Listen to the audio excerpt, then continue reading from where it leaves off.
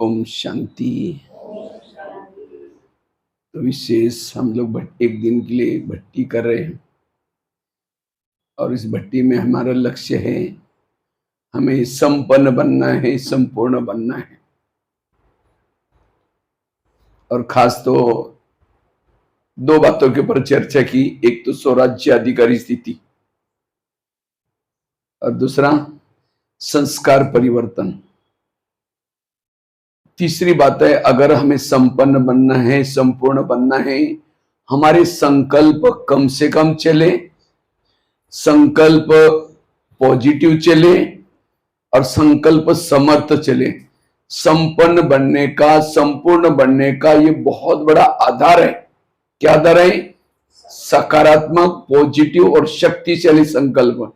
जिसके संकल्प कम, पॉजिटिव, समर्थ, वो आत्मा फरिश्ता है, वो आत्मा हल्की है। जिसके संकल्प ज्यादा चलते हैं, निगेटिव चलते हैं, व्यर्थ चलते हैं, वो रात को चैन की नींद नहीं करता। जिसके संकल्प ज्यादा चलते, व्यर्थ चलते हैं, वो आत्मचिंतन, परमात्मा चिंतन नहीं कर सकता। जिसके संकल्प ज्यादा चलते, व्यर्थ चलते हैं, उसके बुद्धि के ऊपर एक प्रकार की धूल आती है। धूल वाली बुद्धि में ना परमधाम दिखता है, ना परमात्मा दिखता है। जिसके संकल्प ज्यादा व्यर्थ, निगेटिव, उसका मन भारी हो जाता है। और जिसका मन भारी है, वो ऊपर परमधाम में नहीं जा सकता। हल्की चीज ऊपर जाती है। जिसका मन निगेटिव, व्यर्थ, जो ज्यादा सोचता है, वो आत्मचिंतन, परमात्मा चिंतन, मनन चिंतन, ज्ञान का चिंतन नहीं कर सकता। जिसके संकल्प ज्यादा व्यर्थ, वो मानसिक रूप से, शारीरिक रूप से थक जाता है। उसके चेहरे में खुशी नहीं होगी। जिसके संकल्प ज्यादा व्यर्थ, निगेटिव, उसके अंदर दैवी गुण, दैवीय शक्तियां नहीं होगी। उसके पास होगा क्या? ईर्ष्या होगी, नफरत होगी, घृणा होगी, वैर होगा, विरोध होगा। और ये सारे असुरी गुण, अवगुण हमें नीचे लेके आएंगे। निगेटिव वाला दुखी है, पॉजिटिव वाला सुखी है। इसलिए अगर मुझे संपूर्णता की तरफ जाना है, no question, no correction, no quotation, no opposition, मन चुप। जिसका मन चुप है, जिसको आजकल बाबा कहते हैं अंतर्मुखी बनो, चुप रहो। क्योंकि हमें सोचने की जरूरत नहीं है। बाबा ने ड्रामा का ज्ञान दिया है, कर्मों का ज्ञान दिया है, जो हुआ अच्छा, ये सारा ज्ञान दिया है किसी लिए मन को चुप रखने के लिए। फिर भी हम कहते हैं ये क्यों हो रहा है, ये मेरे साथ क्यों हो रहा है, ये ऐसा कैसा हो रहा है। इसलिए व्यर्थ, जो निगेटिव सोचता है, व्यर्थ सोचता है, ज्ञान में चलने के बाद, वो अज्ञानी है, ज्ञानी नहीं है। हम अज्ञानी किसको समझते? यहां नहीं आते, मुरली नहीं सुनते, योग नहीं लगाते। लेकिन अज्ञानी वो है जो व्यर्थ सोचते। भले यहां आते, मुरली सुनते, सब कुछ करते। सारे मुरलियों का सार, सारे ज्ञान का सार पॉजिटिव रहो। पॉजिटिव वाला देवता बनता है, निगेटिव वाला समझो कि क्या बन जाएगा। आकाश के चंद्रमा को पानी में देखना है, पानी स्थिर चाहिए। परम धाम के परमात्मा को मन में देखना है, मन हमारा स्थिर चाहिए। और जब तक हम हल्का नहीं बनेंगे, फरिश्ता नहीं बनेंगे, तब तक देवता नहीं बन सकते। ब्रह्मा कुमारीज एक बहुत बड़ी यूनिवर्सिटी है। फरिश्ता उनकी डिग्री है, देवता हमारी नौकरी है। ताली तो बजाओ। हम यहां क्यों पढ़ रहे हैं? डिग्री लेने के लिए। तो फरिश्ता मतलब कोई हमें पंख वगैरह नहीं आने वाले। जो ड्यूटी मिली है, चाहे गृहस्थी में रखे, चाहे कोई व्यापार करता है, चाहे कोई समर्पित है, जो ड्यूटी दिए वो हल्का होकर के करता है, वो है फरिश्ता। क्योंकि ये संस्कार लेके जाएंगे सतयुग में, जो ड्यूटी मिले जहां रखा है हल्का होकर के रहे, और जो हल्का है वो सोचता है सुखी। कहीं भी रहो, चाहे मधुवन में रहो, चाहे गृहस्थी में रहो, कहीं रहो, हल्के होकर रहो बस। और हल्का कौन रहेगा? जिसके संकल्प पॉजिटिव है, जिसके संकल्प समय। निगेटिव वाला कर्म योगी नहीं बन सकता। इतना ही नहीं, योग में बैठे तो भी इसका योग नहीं है। लाल लाइट चल रहा है, गीत बज रहा है, शुरू करता है मैं आत्मा हूं, शांत स्वरूप हूं, शक्ति स्वरूप हूं, फिर कहेंगे मेरे को नहीं क्यों बोला, फिर कहेंगे ठीक है मैं आत्मा हूं शांत, फिर कहेंगे 15 दिन पहले भी तो बोला था, फिर कहेंगे ठीक है मैं आत्मा हूं शांत, फिर कहेंगे सबके बीच में क्यों बोला। कहां योग लगे? इसलिए योग बात की बात है। ये सारा जो बाबा ने इतना ज्ञान का विस्तार सुना रहा है, किसी लिए? मन को चुप रखने के लिए। इसलिए कहते हैं मन जीते सो जगत जीते। जो निगेटिव सोचता है वह आत्मा अनुभूति, परमात्मा अनुभूति नहीं कर सकता। एक शिष्य था, गुरु जी के पास गया, कहता है गुरु जी मैं बहुत भक्ति करता हूं, बहुत दान करता हूं, पठन पाठन शास्त्र विद्या सब पढ़ता हूं, लेकिन मुझे कुछ अनुभव नहीं हो रहा है, ना शांति का अनुभव, ना सुख का अनुभव, ना आत्मा अनुभव, ना परमन। तो गुरु जी हंसने लगे, कहते बात तो सही है। गुरु जी ने कहा 3-4 दिन पहले मैं बगीचे में बैठा था, तो बगीचे में 5-6 युवा है, उन युवाओं को प्यास लगी थी, तो गुरु जी ने कहा सामने कुआं है, वहां बाल्टी है, रस्सा है, पी के चले जाना। 5-6 युवा वहां चले गए, उन्होंने बाल्टी को रस्से से बांधा, नीचे कुएं में छोड़ा, पानी खींचा नहीं मिला, दोबारा बाल्टी डाली, फिर खींचा नहीं मिला, 10 बार बाल्टी डालते रहे, पानी खींचा नहीं मिला, छोड़ के चले गए। कुआं था, बाल्टी थी, रस्सा था, तो भी प्यासे गए। क्यों? बाल्टी को छेद थे। वो बाल्टी कैसी थी? छेद वाले। वो तो कुएं के पास गए। आप कहां हैं? बाबा कौन है? सागर। लेकिन सागर के पास आने के बाद भी ना शांति का अनुभव, ना सुख का अनुभव, ना आत्मा अनुभव। क्यों? मन के बाल्टी को छेद है। हमारे पास जो मन की बाल्टी है उसको क्या है? निगेटिव सोचने की आदत है। इसलिए इस भट्टी से क्या करना है? हमें व्यर्थों से मुक्त होकर जाना है। जो निगेटिव सोचता है, व्यर्थ सोचता है, उसका समय चला गया, शक्तियां चली गई। और मुझे लगता है पिछले सीजन की अगर आप लोगों ने मुरलियां सुनी होगी मधुबन की, सारी मुरलियां बच्चे समय को बचाओ, बच्चे संकल्प को बचाओ। इस समय संकल्प कब जाता है? जब हमारा निगेटिव सोचते तो। इसीलिए समर्थ बनना, पॉजिटिव बनना, व्यर्थों से मुक्त बनना। जो व्यर्थों से मुक्त है वह शरीरी बनता है, विधेयी बनता है, ज्वाला स्वरूप रहता है।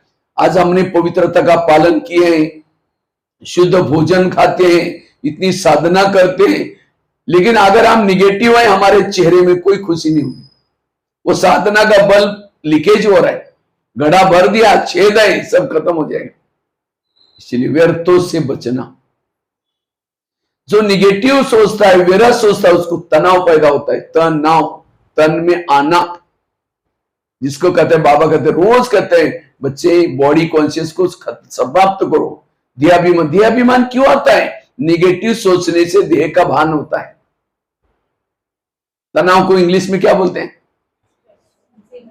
टेंशन। 10 मतलब कितना? 10। और सन मतलब बच्चे। टेंशन मतलब 10 बच्चे, पहले तो 2-4 है, फिर 10 पैदा होंगे, सुखी कैसे रहेंगे? किसी के 10-12 बच्चे हैं, माँ बाप शांति से बैठे, एक आएगा पापा जी मुझे कपड़े चाहिए, बेटा मेरा पेमेंट होगा दूंगा, उसको भगा। दूसरा आएगा पापा जी मुझे परीक्षा की भी देने, उसको भगा। तीसरा आएगा पापा जी मुझे। जितने बच्चे उतनी समस्या भी। इसीलिए आजकल दुनिया में कहावत है, छोटा परिवार सुखी हो। तो हमारे बच्चे कौन से हैं? अनेक संकल्प, मुझे ये करना है, मुझे ऐसा करना है। कई बच्चे पैदा कर लेते हैं हम लोग। संकल्प चलाना मतलब बच्चे। और जितनी ज्यादा संकल्प पैदा करेंगे, योग में बैठेंगे शाम को, वही संकल्प पैदा किया हुआ घूम करके चारों तरफ से वापिस आएगा, कहेंगे पापा जी। अब एक को भगा, दूसरे का पापा जी। फिर कई कहते योग में बैठते पता नहीं क्या क्या विचार आते हैं। भैया आपने पैदा किया, आपने बस जाएगा तो कहीं पड़ोसी के पास जाएगा आपका बच्चा। इसलिए ऐसे विचारों को पैदा ही नहीं करो, और खास तो पैदा करो पॉजिटिव वाले पैदा करो, निगेटिव नहीं पैदा करो। दुर्योधन जैसा बच्चा पैदा किया धृतराष्ट्र ने, खुद को तो दुखी बनाया, पड़ोसी वालों को भी दुखी बनाया। अगर मैं भी कोई निगेटिव बच्चा पैदा करता हूं, समझे किसी ने मेरा बुरा किया, और हम क्या कहते हैं, इसको तो सत्यानाश हो जाए, ये शब्द पैदा किया, जाएगा इस संकल्प, उसका तो सत्यानाश करेगा, वापिस घूम करके आपका भी सत्यानाश करेगा।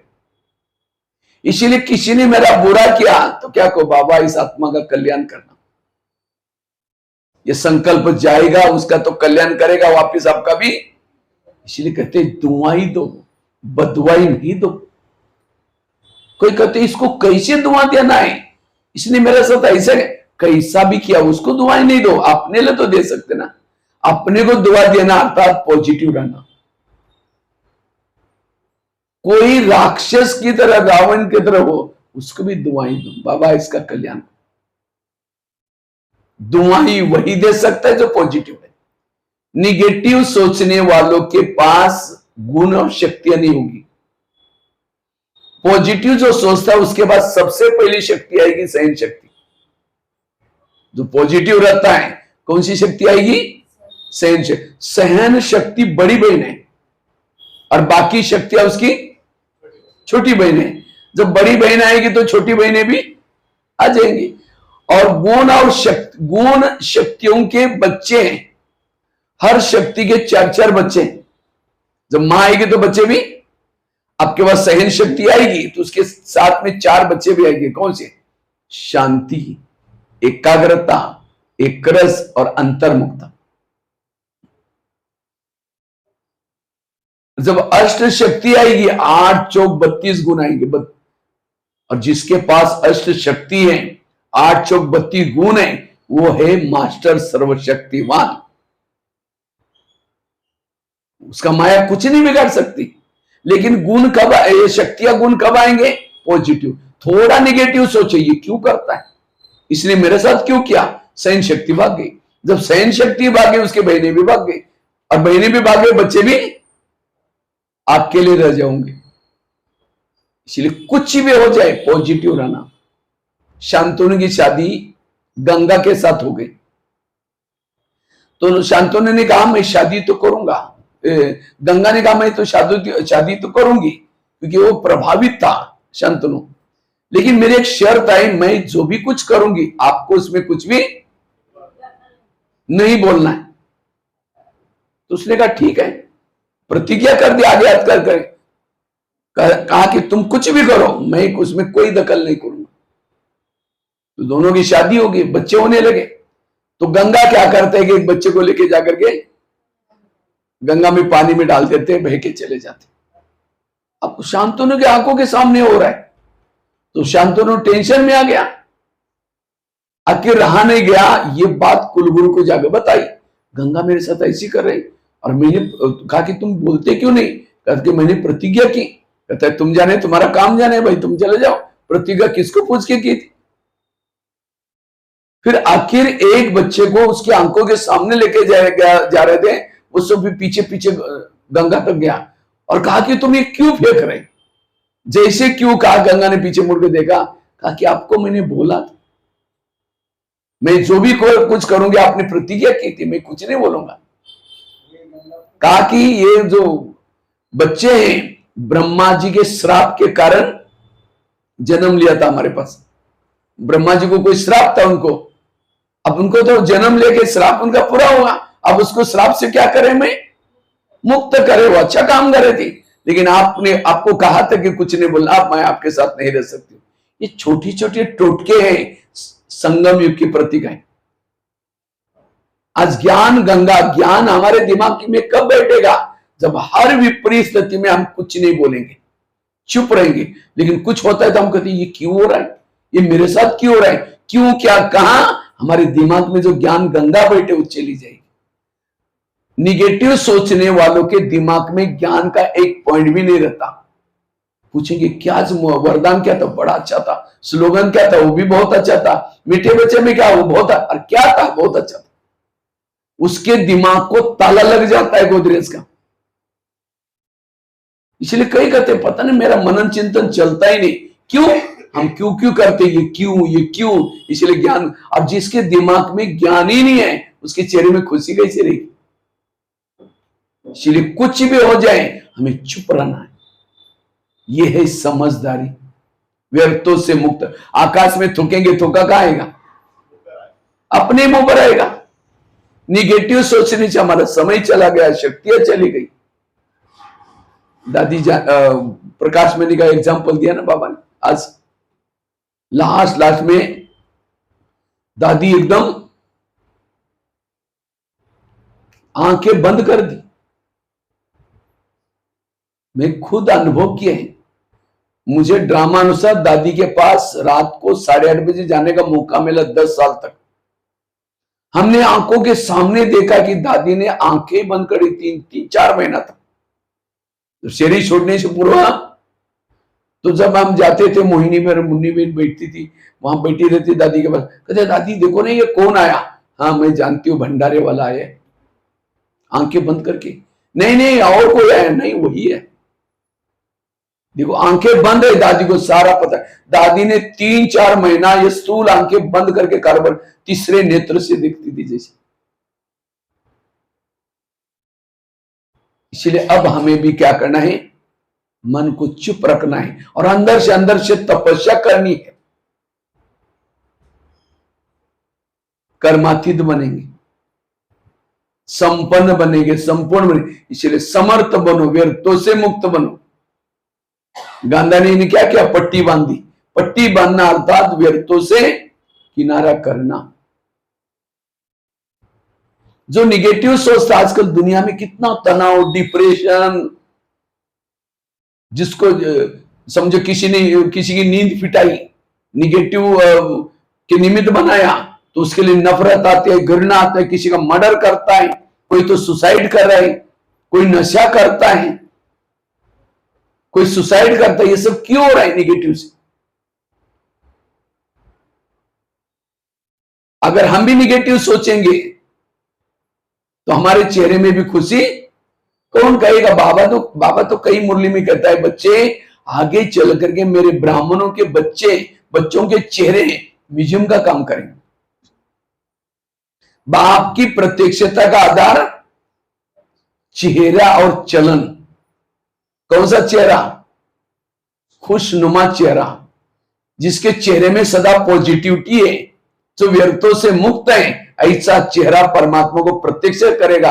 क्योंकि वर्तमान समय किसी का भी चेहरा खुश, सबके चेहरे लटके हुए, और इसीलिए लोग चेहरा अच्छा दिखने के लिए क्या करते? ऊपर से लाली लगाएंगे, पाउडर लगाएंगे, क्या क्या करके जाएंगे। अब किसी ने लाली लगाई, चेहरा मरा पड़ा है, लोग तो डर जाएंगे, पता नहीं क्या हुआ। इधर तो साउथ में कम होता है, नॉर्थ की तरफ पूरा पोत के आते हैं, लाली वगैरह लगा। हमेशा पॉजिटिव रहने का, जो पॉजिटिव है उसके भ्रुकुटी में आत्मिक स्मृति का तिलक लग जाएगा। वो आत्माभिमानी स्थिति में रह सकता है। निगेटिव सोचने वाला का तिलक मिट गया। जिसको तिलक नहीं उसको क्या बोलते? विधवा। जो पॉजिटिव रहता है, सकारात्मक रहता है, उसके हाथ में दृढ़ता के कंगन हो गए। आजकल माताएं कंगन पहनते हैं ना, सुहागिन का प्रतीक होता है। वो भले पहनो लेकिन उसके साथ दृढ़ता भी चाहिए। अब जिसमें दृढ़ता ही नहीं, उसके कंगन टूट गए, मैं नहीं कर सकता, मेरे से नहीं होने वाला। क्यों? निगेटिव है। जो पॉजिटिव रहता है उसके पांव में उमंग उत्साह के पायल होंगे। आजकल पायल भी पहनते ना। कौन से पायल पहनो? उमंग उत्साह में। उमंग में कौन रह सकता है? जो पॉजिटिव है। निगेटिव वाला उमंग उत्साह खत्म हो गया, मुर्दे की तरह जबरदस्ती जाएगा, जबरदस्ती काम करेगा। जो पॉजिटिव रखता है उसके चेहरे में मधुर मुस्कान की लाली होगी। जिसका चेहरा खुशनुमा है, जिसके भ्रुकुटी में आत्मिक स्मृति का तिलक है, जिसके हाथ में दृढ़ता के कंगन है, उम्मा गुस्सा के पायल है, कितने अच्छे लगेगी। इसलिए ब्रह्मा कुमारी केंद्र क्या है? एक ब्यूटी पार्लर है। क्या है ये? और इस ब्यूटी पार्लर में जो आएंगे पॉजिटिव रहेंगे, वो सत्युग में महाराजा रानियां बन जाएंगे। और इस ब्यूटी पार्लर में नो साइड इफेक्ट, कोई साइड इफेक्ट। ये एक प्रकार का डाइनिंग हॉल है आत्मा रूपी ड्राइवरों को भोजन करने का। अब समझो कि जो गाड़ी के अंदर पेट्रोल डाल दो, वही पेट्रोल का पाइप ड्राइवर के मुंह में डालो। गाड़ी में पेट्रोल डाल दिया, वही पाइप किस में डालो? ड्राइवर के मुंह में डालो, क्या हो जाएगा? ड्राइवर का भोजन सब्जी दाल रोटी चावल है, गाड़ी का भोजन पेट्रोल डीजल है। इसी तरह शरीर हमारी गाड़ी है, इसका भोजन क्या है? सब्जी दाल रोटी चावल। लेकिन इसका जो ड्राइवर है आत्मा, इसका भोजन क्या है? पॉजिटिव विचार, ईश्वरी महावाक्य मुरली। आज कई लोग क्या समझते हैं? खाना पीना खा लिया, हो गया। अरे ड्राइवर तो तुम्हारा भूखा है, और वही ड्राइवर फिर क्या है? भूखा ड्राइवर गुस्सा करता है, तनाव में आता है, टेंशन में आता है, भोजन ही नहीं किया। इसलिए रोज आत्मा का भोजन देने के लिए, करने के लिए यहां आओ। ये ब्रह्मा कुमारी का केंद्र एक प्रकार का धोबी घाट है। जन्म जन्मांतर की आत्मा, पतित आत्मा को पावन बनाने का धोबी घाट है। इसलिए पॉजिटिव बनो, सकारात्मक बनो। जिसका चिंतन निगेटिव है, जो ज्यादा सोचता है, उसका दिमाग हमेशा गर्म रहता है। उसका दिमाग क्या होता है? गर्म। और जिसका दिमाग गर्म होता है, उसके दिमाग में केमिकल उतरते हैं, शरीर की बीमारी होती। इसीलिए पॉजिटिव बनो। चलो 2 मिनट ट्रैफिक करो। तो मैं पॉजिटिव की महिमा आपको बता रहा था कि पॉजिटिव सोचने से क्या क्या होता है। महिमा परंपार है। जहां पॉजिटिविटी है, वह लक्ष्मी वास कर सकती है। जहां पॉजिटिव है, वहां बरकत आ सकती है। जहां पॉजिटिव है, वहां संबंधों में संबंध अच्छे होंगे। पॉजिटिव वाला रेत में भी पानी निकाल सकता है। हर व्यक्ति के साथ हर जगह पर एडजस्ट होकर के चल सकता है। जो निगेटिव सोचता है, उसका दिमाग, निगेटिव की स्पीड ज्यादा होती है। इससे ज्यादा सोचने से दिमाग गर्म होता है। इतना ही नहीं, निगेटिव सोचने वालों की आयु कम हो जाती है। हमारे शरीर में हमें गिनती के श्वास मिले, चाहे आप उस श्वास को जितना कम सोचेंगे, उतनी आयु बढ़ जाती है। कोई मरता है तो क्या बोलते हैं? बेचारे के श्वास पूरे हो गए। और श्वास पूरे क्यों हो गए? कोई भी विपरीत परिस्थिति में ज्यादा उसकी धड़कनें बढ़ जाती थी। क्यों, क्या, कैसा, ज्यादा प्लस चलते हैं। इसलिए हमेशा स्थिर चित्त योगी बनो। निगेटिव सोचने से दिमाग गर्म होता है, दिमाग में केमिकल उतरते हैं, शरीर की बीमारी होती है। इसलिए कहते हैं ना, जिसका पांव गरम, पेट नरम, दिमाग ठंडा, उस घर में कोई डॉक्टर है, उसको मार दो डंडा। पांव को कैसे रखो? गरम, ठंडा नहीं। पांव को रखो गरम, पेट को रखो नरम, और दिमाग को रखो ठंडा। लेकिन आजकल उल्टा होता है, पांव रहते ठंडे और दिमाग रहता है गरम। पांव ठंडे क्यों रहते हैं? वॉकिंग करेंगे नहीं, पैदल चलेंगे नहीं। अब कहीं को लगता है पैदल चलेंगे तो ये लोग बोलेंगे तो गरीब है, इनके पास कुछ भी नहीं है। इसीलिए स्कूटियां लेते सब लगा, स्कूटी में चलेंगे, टोटो में चलेंगे, गाड़ी में चलेंगे, रिक्शा में चलेंगे। और जो वॉकिंग नहीं करता, उसका ब्लड सर्कुलेशन नहीं होता। इसलिए हमेशा, आजकल एक ऐप आता है कि आपकी इतनी स्टेप होनी चाहिए दिन में, हेल्थ अच्छी रहेगी। उस 50,000 कुछ ऐसे बोलते हैं, इतना स्टेप आपकी रोज होनी चाहिए। हाँ, 6,000, 5-6,000। मैं तो शांतिवन में होता तो खूब होता है। यहां आते तो बहने हमको तो लाख में रख देती, कहीं जा ही नहीं सकते। फिर भी मैं कहीं ना कहीं निकल जाता हूँ, कहीं छत पर जाता हूँ। वॉकिंग करना बहुत जरूरी। बाकी कोई एक्सरसाइज आप करो या ना करो, लेकिन वॉकिंग भी कम से कम करो, ब्लड सर्कुलेशन होगा। और दूसरा, पेट को कैसे रखो? नरम। लेकिन आजकल पनीर की सब्जी 4 रोटी खाएंगे और कद्दू बनाए नाक ही मड़ेंगे, आज मजा ही नहीं आई। जीभ की टेस्ट पेट में वेस्ट। जीभ 2 मिनट में नीचे भेज देती है, संभलना फिर पेट को पड़ता है, सारा दिन पेट चिल्लाता रहता है। गाड़ी कभी नहीं करती, उस पेट्रोल पर पंप का पेट्रोल पर टेस्ट है, वहां लेके चलो। अब गाड़ी में पानी डालो या पेट्रोल डालो, चुपचाप लेंगी। लेकिन हमारी गाड़ी हमारे ड्राइवर को बोलते हैं ये खाया ना, ये बनाओ आज, मजा आएगी। इसीलिए गाड़ी के अंदर नहीं हो, इसीलिए भगवान ने खास जीभ को कंट्रोल करने के लिए 32 पैरे वाले बनाए। दांत कितने हैं?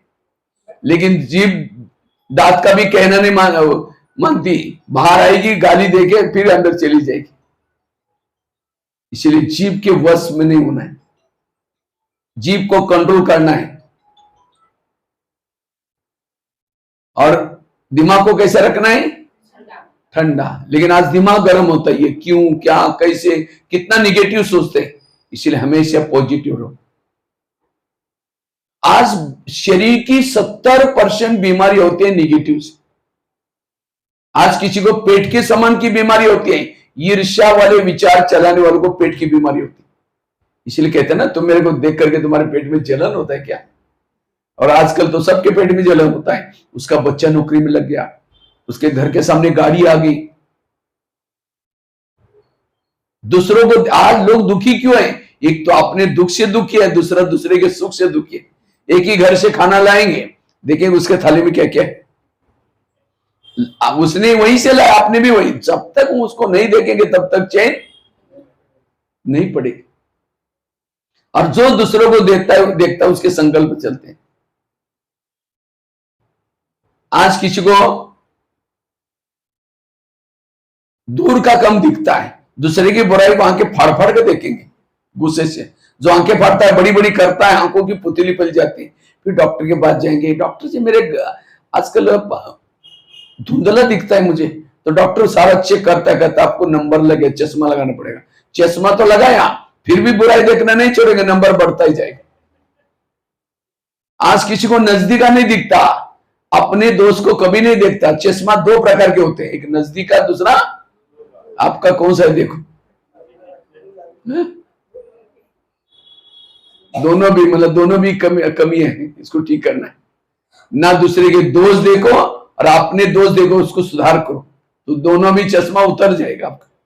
ये सारी मन की स्थिति से शरीर बीमार होता है, बीमारी और कुछ नहीं। जिसका मन बीमार उसका तन। आज किसी को ज्वाइंट पेन होते हैं, मसल दर्द, जो गुस्सा करता है, गुस्सा करने से यहां ज्वाइंट पर प्रेशर पड़ता है, मसल दर्द, ज्वाइंट पेन होते हैं। आज किसी को अस्थमा होता है, दमा, कोई भी बातों को पेट में दबा कर रखता है। क्या हुआ? कुछ नहीं हुआ। अरे नाराज है, नहीं कुछ नहीं हुआ, बहुत कुछ अंदर, लेकिन बता ही नहीं रहे, छिपा कर रख रहे, दबा कर रख रहे, दमे का प्रॉब्लम। इसलिए कोई भी बातों को दिमाग में छिपाओ नहीं, जो है सच सुना करके खुश रहो। आज किसी को स्पॉन्डिलाइट होता है, सर्वाइव, रास्ते में जा रहे सब्जी लाने के लिए, जा रहे मार्केट में, वो क्या करती है, इधर क्या हो रहा है, इधर ऊंट वाली चाल चलते हुए जा रहे हैं। जो इधर उधर देखता है उसको स्पॉन्डिलाइट होता है। फिर डॉक्टर के पास जाएंगे, डॉक्टर जी 15 दिन में मेरे गले में कुछ अकड़न हो रहे, तो डॉक्टर चेक करता कहता आपको स्पॉन्डिलाइट हुआ। इसका इलाज करके डॉक्टर एक बड़ा सा पट्टा पहनाता है। तो पट्टा पहनेगा 6 महीना, ना इधर देखेगा ना इधर देखेगा, सीधा देखते चलना पड़ेगा। अगर पहले सीधा देखो तो प्रॉब्लम।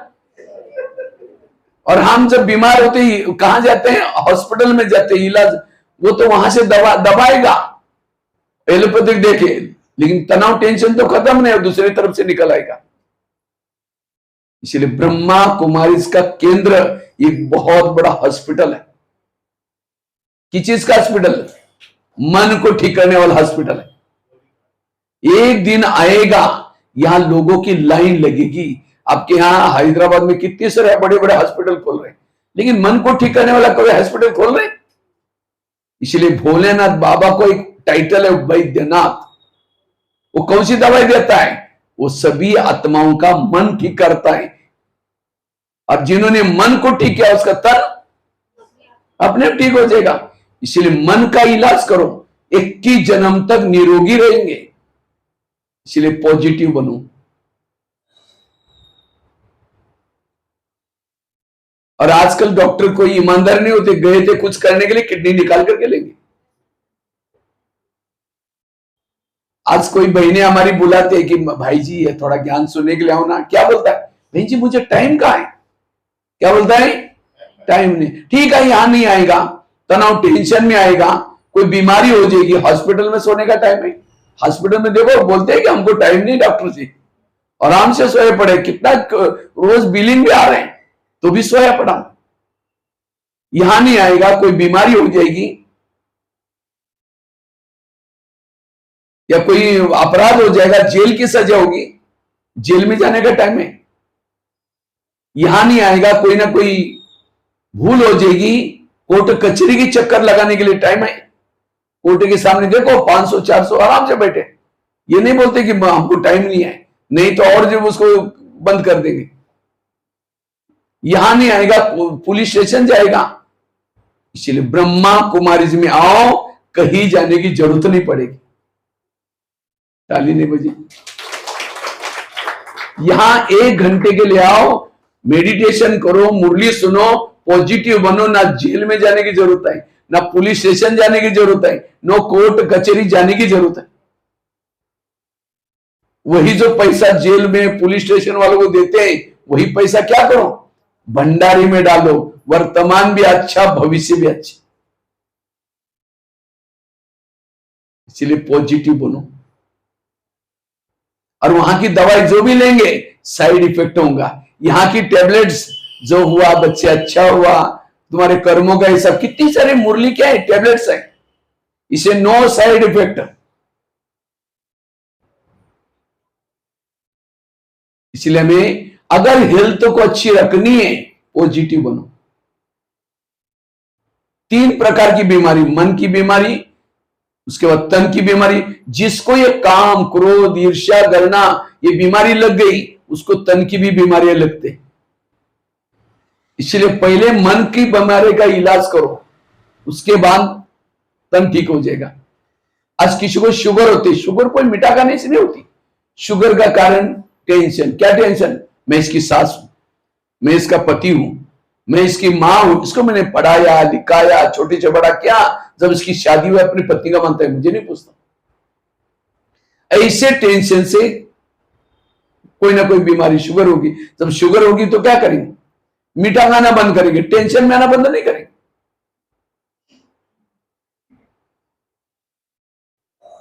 इसलिए पॉजिटिव बनो।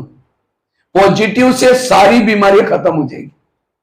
तो हर परिस्थिति में पॉजिटिव रहने की कला सीखनी है, और पॉजिटिव रहने से सहन शक्ति आएगी। लेकिन आज ये सहन शक्ति, माता में सहन शक्ति ज्यादा है कम होती है? माता है, आप लोगों में सहन शक्ति ज्यादा है कम है?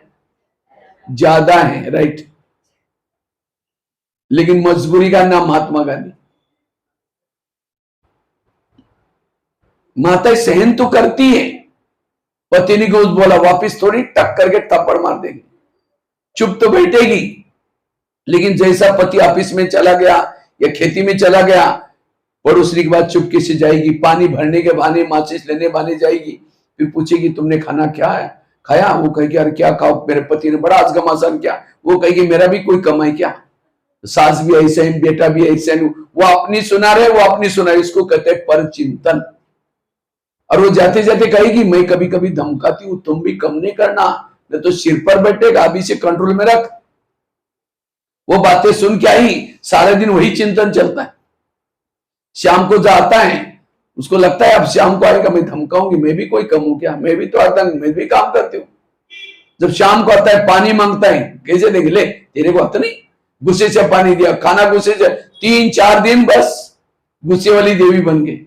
और वही खाना खाया, वही पानी पिया, जो खाना खाएगा वो भी निगेटिव बन जाएगा। फिर वो शराब पीने के लिए जाएगा, दोस्तों के, क्यों मन अशांत हुआ है। फिर वही माता क्या बोलते, मेरा पति बिगड़ गया। इसलिए माताओं को सहन शक्ति की देवी बननी है। अभी गणपति का त्योहार आने वाला है,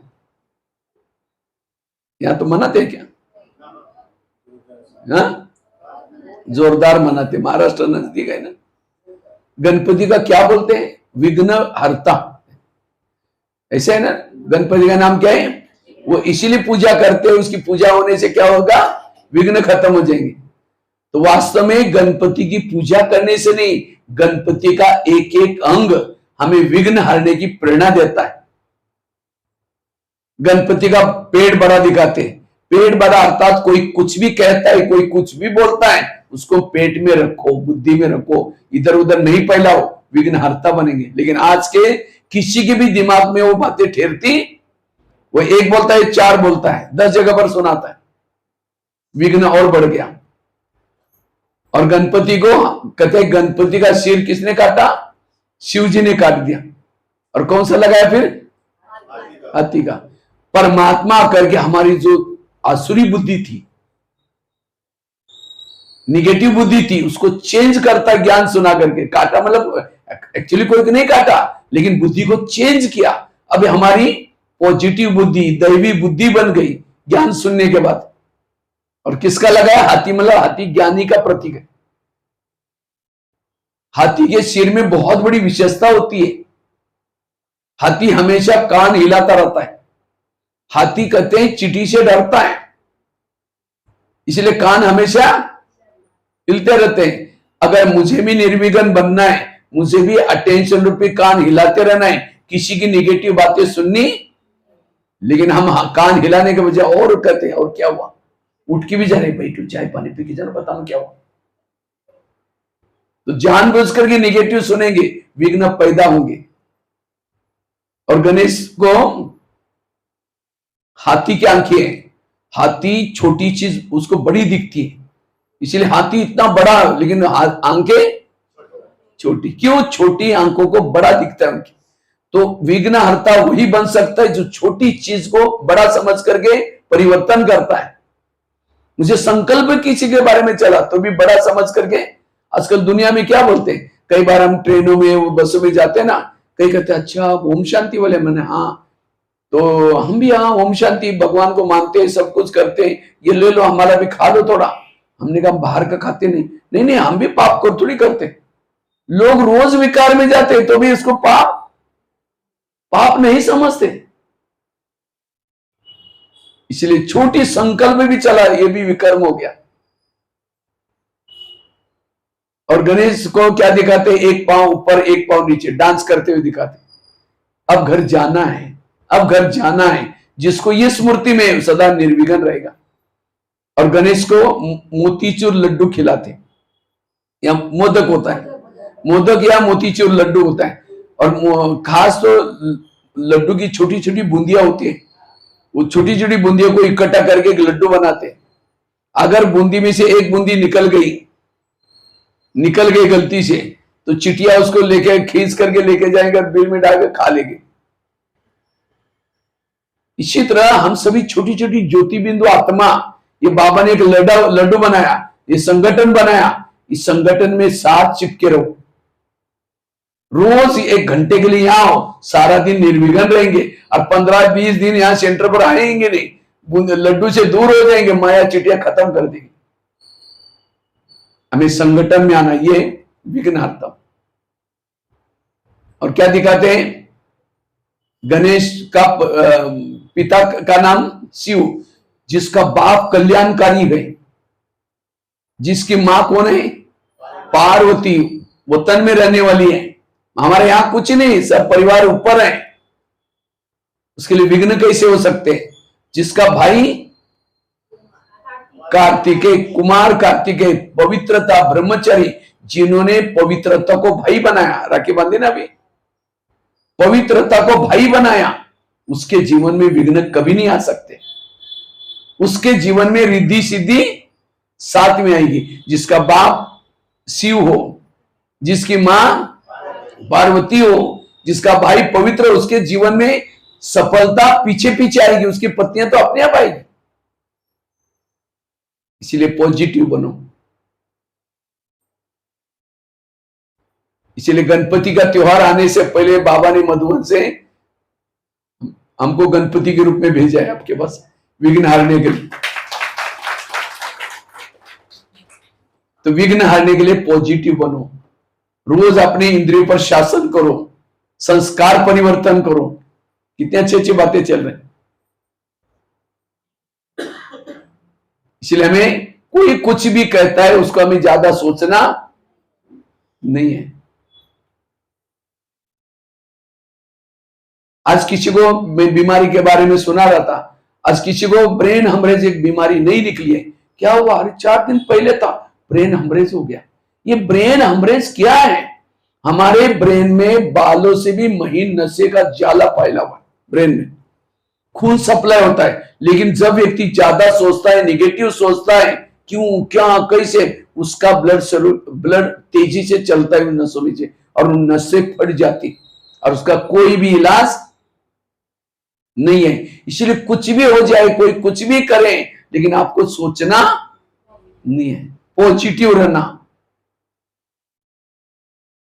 ब्लड बीपी क्यों हो जाता है? ज्यादा सोचने से। लेकिन कईयों को आजकल सोचते नहीं है तो भी खाना, आजकल जो भोजन है, आज भोजन में सब्जियों में भी दवाई डालते हैं, हर चीजों में आज दवाई डालते हैं, और इसके कारण आज घर घर में टीवी खोलो निगेटिव, अखबार खोलो निगेटिव, किसी के पास जाकर के निगेटिव, हर व्यक्ति निगेटिव बना हुआ है, और इसीलिए आज शरीर की बीमारी हो रही। इसलिए पॉजिटिव बनना। तो मैं खुद पॉजिटिव या निगेटिव कैसा पता चले? मैं निगेटिव हूं या पॉजिटिव कैसा पता चलेगा? सामने से कोई व्यक्ति आ रहे हैं, उसको देखते आप रास्ता काट रहे हैं, उसका चेहरा देखना पसंद नहीं करते, आप निगेटिव हैं। अगर आपके पति की कोई महिमा करता रहे, तुम्हारा पति तो बड़ा अच्छे हैं, तेरे को क्या पता, तुमने दूर से देखा है, वो क्या है मैं ही जानती हूं। अगर मेरे जगह पर कोई और होती 10 बार बात जाती, मैं हूं इसलिए ठीक है। अगर पति की महिमा नहीं सुन रहे, आप निगेटिव है। कोई सास की महिमा करता रहे, तुम्हारी सास तो देवी जैसे, अरे वो क्या है बुढ़िया मैं जानती हूं, निगेटिव है। किसी का परचिंतन कर रहे, निगेटिव है। और माताओं के पेट में कोई बातें ठहरती, ये माताओं को एक ये है, कमजोरी है, कोई भी बातें पेट में ठहरती, और इस कमजोरी का फायदा हमारे ब्रह्मा बाबा ने लिया है। और ज्ञान का कलश किसके ऊपर दिया है? क्योंकि बाबा को पता है अगर माताओं को सुनाएंगे उनके पेट में नहीं ठहरेगा, सबको सुनाएंगे। इसीलिए माताओं की संख्या हर क्लास में ज्यादा होती है। भाइयों की 2 ही लाइन है, और माताओं की कितनी लाइन? क्यों बाबा माता ही ज्यादा क्यों? क्योंकि उनको पता है कि भट्टी होने वाले, अरे मधुवंशी भगवान भाई आने वाले, सबको बुलाया, तुम भी आना, तुम भी आना, तुम भी आना। भाई ने किसी ने बोला ही नहीं, इसीलिए 3-4 बैठे हैं। तो ये पॉजिटिव बातें भले सुनाओ, निगेटिव बातें ज्यादा माताओं का टाइम परिचिंतन करने में जाता है। इसलिए माताओं को सहन शक्ति की देवी बननी है। जिसको आजकल डॉक्टर क्या बोलते हैं, डॉक्टर के पास कोई भी पेशेंट जाता है, डॉक्टर कहता है ज्यादा सोचो नहीं, टेंशन भी नहीं आओ, लेकिन उसके लिए कोई टैबलेट देता है, ये खा लो टेंशन खत्म हो जाएगा। डॉक्टर ये भी कहते हैं खुश रहो, लेकिन आजकल लोग खुश होने के लिए क्या करते हैं, लाफिंग क्लब में जाते हैं, वहां जाएंगे, ऊपर हाथ करेंगे, हाँ हाँ हाँ हाँ करेंगे, घर में आते पत्ते का मुंह देखते चेहरा डाउन हो गया उसका। इसलिए सदा खुश रहो। आजकल डॉक्टर ये भी कहते हैं कड़वी चीजें खाना पसंद करो, करेले खाओ, कड़ूनी के पत्ते खाओ, मेथी के लड्डू खाओ, हेल्थ अच्छी हो जाएगी। करेले मतलब सब्जी की करेले की बात नहीं, जीवन में आने वाली कड़वी बातों को डाइजेस्ट करो। किसी ने अपमान किया, डाइजेस्ट करो, निंदा की, डाइजेस्ट करो। वो है ज्ञानी। ज्ञानी वो है हर विपरीत परिस्थिति को डाइजेस्ट करता है, और वो कभी भी तनाव टेंशन में नहीं आता। इसलिए पॉजिटिव बनो। एक माता जी रोज घर के बाहर आती है और ऊपर देख करके भगवान को कहते हैं, भगवान आपने मुझे कितना दुख दिया, कितना परेशान किया, आप कितने निर्दय। रोज उसको देख करके भगवान के ऊपर कोसती रहते।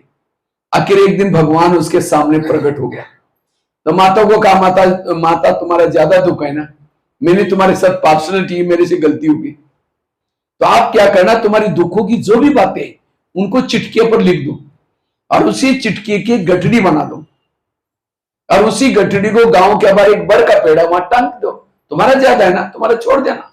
लेकिन उसी पेड़ को और भी दुखों की गठड़ी है, तुमको जो भी पसंद है कोई भी उठाकर लेके आओ। माता बड़ी खुश हो गई, सारी बातें अपने लिख दी, मुझे पति तंग करता है, सास ऐसी है, वो जो भी अंदर था सारा लिख दिया, गठड़ी बनाई, गई, छोड़ दिया। लेकिन अब दूसरे भगवान ने कहा था तुम्हारा छोड़ देना, दूसरे का, क्योंकि भगवान ने कहा तुम दुख धाम में रहते हो, दुख जरूरी है। तो अब अपना तो छोड़ दिया, अब दूसरा लाने के लिए सोचते ये लो या ये लो या ये लो ये लो, मूंझ गई। लास्ट में हिम्मत करके गठड़ी निकाली, लेके आने लगी। तो रास्ते में उसको लगता है मेरा पति तंग करता है थोड़ा, सास कभी कभी झगड़ा करती, बाकी तो सारा ठीक है। जिसका मैं लेके आ रही हूं उसका पति है या नहीं, है तो कौन सी जाति का है, उनको घर है या नहीं, वो शराब पीता या नहीं पीता, नौकरी है या नहीं, गरीब है, बच्चे कैसे, सास कैसे, गई वो छोड़ दिया और अपना उठा के लेके आता। अपना दुख जानी पहचान वाला है, इसलिए जहां रखे वहां खुश रहो, क्योंकि हर एक के जीवन में प्रॉब्लम है, बिना प्रॉब्लम का कोई, और वो प्रॉब्लम व्यक्ति के जीवन में भगवान ने इसीलिए दिया है अच्छाई के लिए। अगर वो प्रॉब्लम ना होते तो उसकी अच्छाई कभी, इसीलिए अपने प्रॉब्लम से प्यार करो, इसीलिए सदा पॉजिटिव रहो। तो हम पॉजिटिव कैसे बने इसके बारे में आप चर्चा करते हैं। ये तो मैंने आपको बताया कि क्या क्या बीमारी हो रही और कितना इसका जरूरी है ये सब चीजें, लेकिन बने कैसे उसके लिए 5 बातें आपके साथ शेयर करता हूं, 5-6। अगर ये सारी बातें सुनेंगे तो दिमाग आपका हल्का हो जाएगा, कभी भी निगेटिव नहीं आएगा, मन चुप रहेगा। आज इसकी बहुत जरूरी है। सबसे पहली बात है, अगर पॉजिटिव बनना है कर्म गति को समझो। आज कर्मों का ज्ञान नहीं है, इसलिए हमारे विचार चलते ये क्यों होता है, ये मेरे साथ क्यों होता है।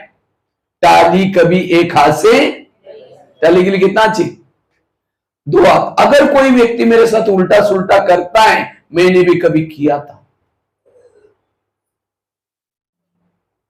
मेरे आसपास के जितने भी लोग हैं, कोई मुझे देने के लिए, कोई मेरे से लेना देने का मेरा संबंध है, बाकी मेरा कोई संबंध किसी से। आज परिवार किस आधार से बनता है, वही पति मिला, वही सास मिली, वही बेटा हुआ, क्यों, लेने देने का हिसाब है, इस आधार से परिवार बनता है। कई कहते मैं इसके रास्ते में कभी गया नहीं, मैंने कभी इसको ये किया नहीं, फिर भी क्यों करता है।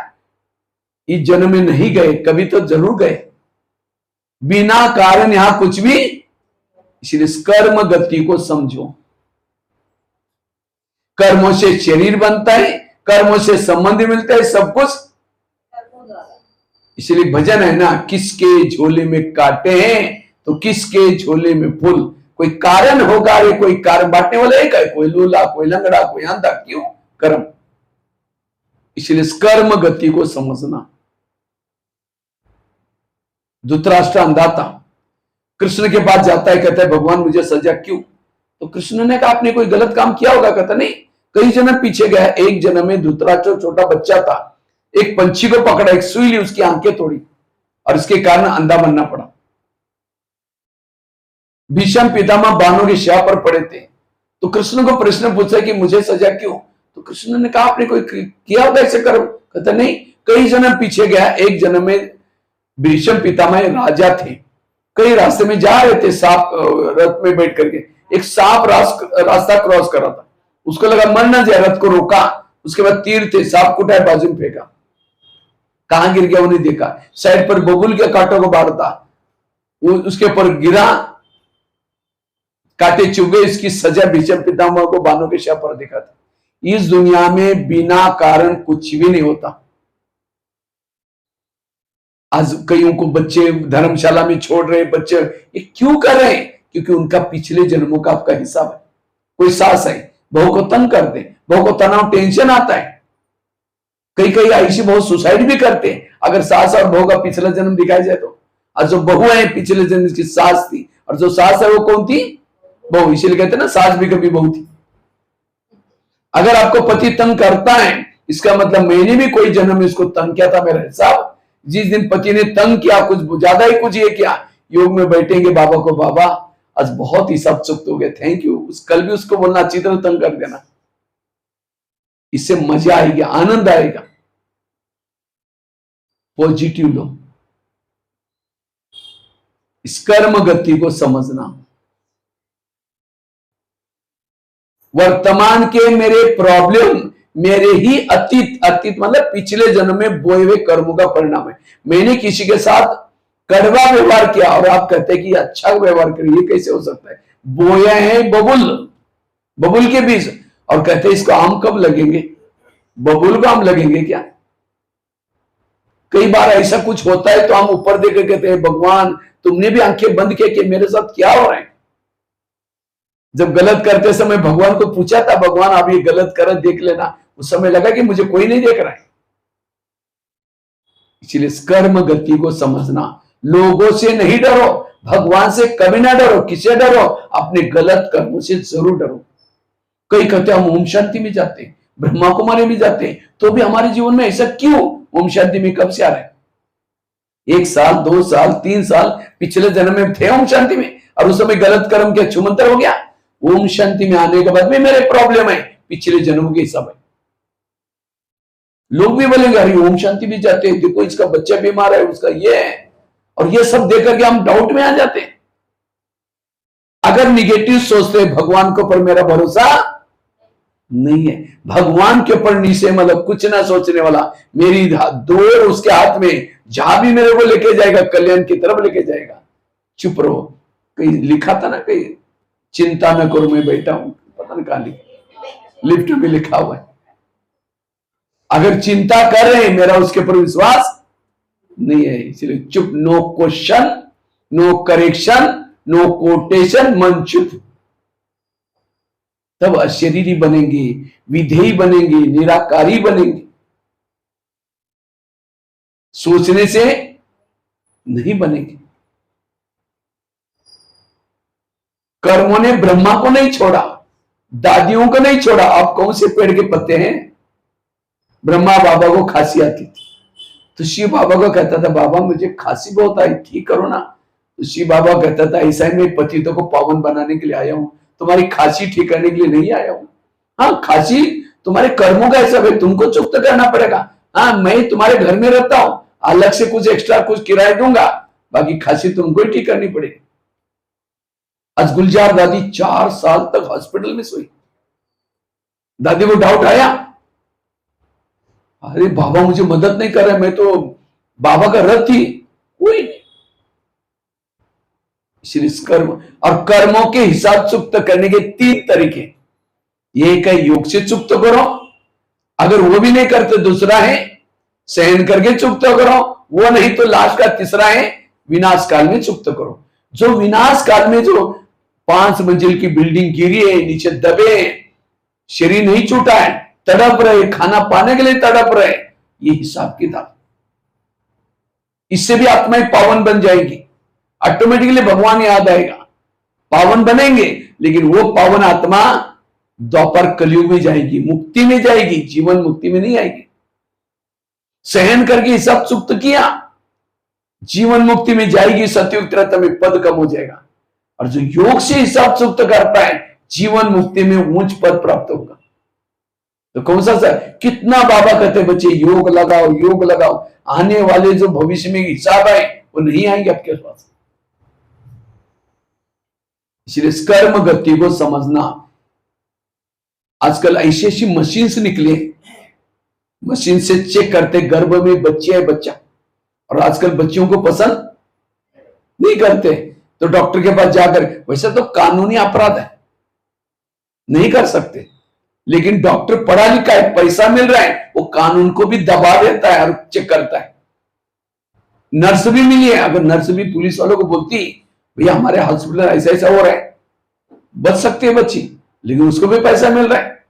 अब मम्मी भी मिली है, पापा जी भी मिला है, मम्मी भी कर सकते कि नहीं नहीं मेरे को बच्चे बच्चे, मैं पुलिस वालों को बोलूंगी। अब उसको भी कौन बच्ची को पालन करेगा, कौन पढ़ाएगा? अच्छा, बच्ची भी अंदर से लात नहीं मार सकती, तुम लोग क्या करें 4 लोग मेरे साथ, मुझे जन्म लेना, मैं कितनी तमन्ना लेके आई, मैं पढ़ाई करूंगी, नौकरी करूंगी, ये करूंगी, अब वो तो छोटा पिंड है, चारों ने उस गर्भ को निकाला, कहां डालते थे? कूड़ेदान में, और कुत्ते ने खींच खींच करके पिंड खा लिया। आत्मा तो मरी नहीं, वही आत्मा अगले जन्म में उसी डॉक्टर का, नर्स का, मम्मी का, पापा जी का मर्डर करके कूड़ेदान में फेंक देती। और ये सब हम देख करके क्या करते हैं? और एक व्यक्ति ने 4 को मारा है। ये कैसा निर्दय, क्यों मारा? कारण तो है ना, बिना कारण दुनिया में कुछ नहीं हो रहा है। जो कुछ हो रहा है हर व्यक्ति के कर्मों के परिणाम। जिसके कर्म अच्छे उसका बाल बाका नहीं हो सकता। भगवान के घर में देर है लेकिन अंधेर। कोई कहते नहीं भाई जी, हमारे घर के पास इतना भ्रष्ट व्यक्ति इतना गलत काम कर रहा है, भगवान उसका घर भर रहा है, हमें आंखों से देख रहे। वो भ्रष्ट है, गलत है, तो भी घर भर रहा है, घर उसके पिछले अच्छे कर्मों से भर रहा है। अब वो पूरा हो जाएगा तो उसके गलत कर्मों का भी फल मिलेगा। इसलिए इस दुनिया, चाहे कलयुग हो या कोई अन्याय नहीं, इसलिए अपने कर्मों को महान बनाओ। इतना दिन हमने काटे बोए, अब परिणाम देख लिया, अब बाबा के श्रीमत प्रमाण कर्म करना है। जिसके श्रीमत प्रमाण कर्म है उसके श्रेष्ठ कर्म होते हैं। इसलिए कर्म गति को समझना। एक बहुत सुंदर घटना में सुनाने जा रहा हूं, मैं क्वेश्चन पूछूंगा इसके बारे में, कई बातें स्पष्ट हो जाएगी इसी से। एक आगरा में एक पति पत्नी रहते थे, बहुत गरीब थे, झोपड़पट्टी में रहते थे।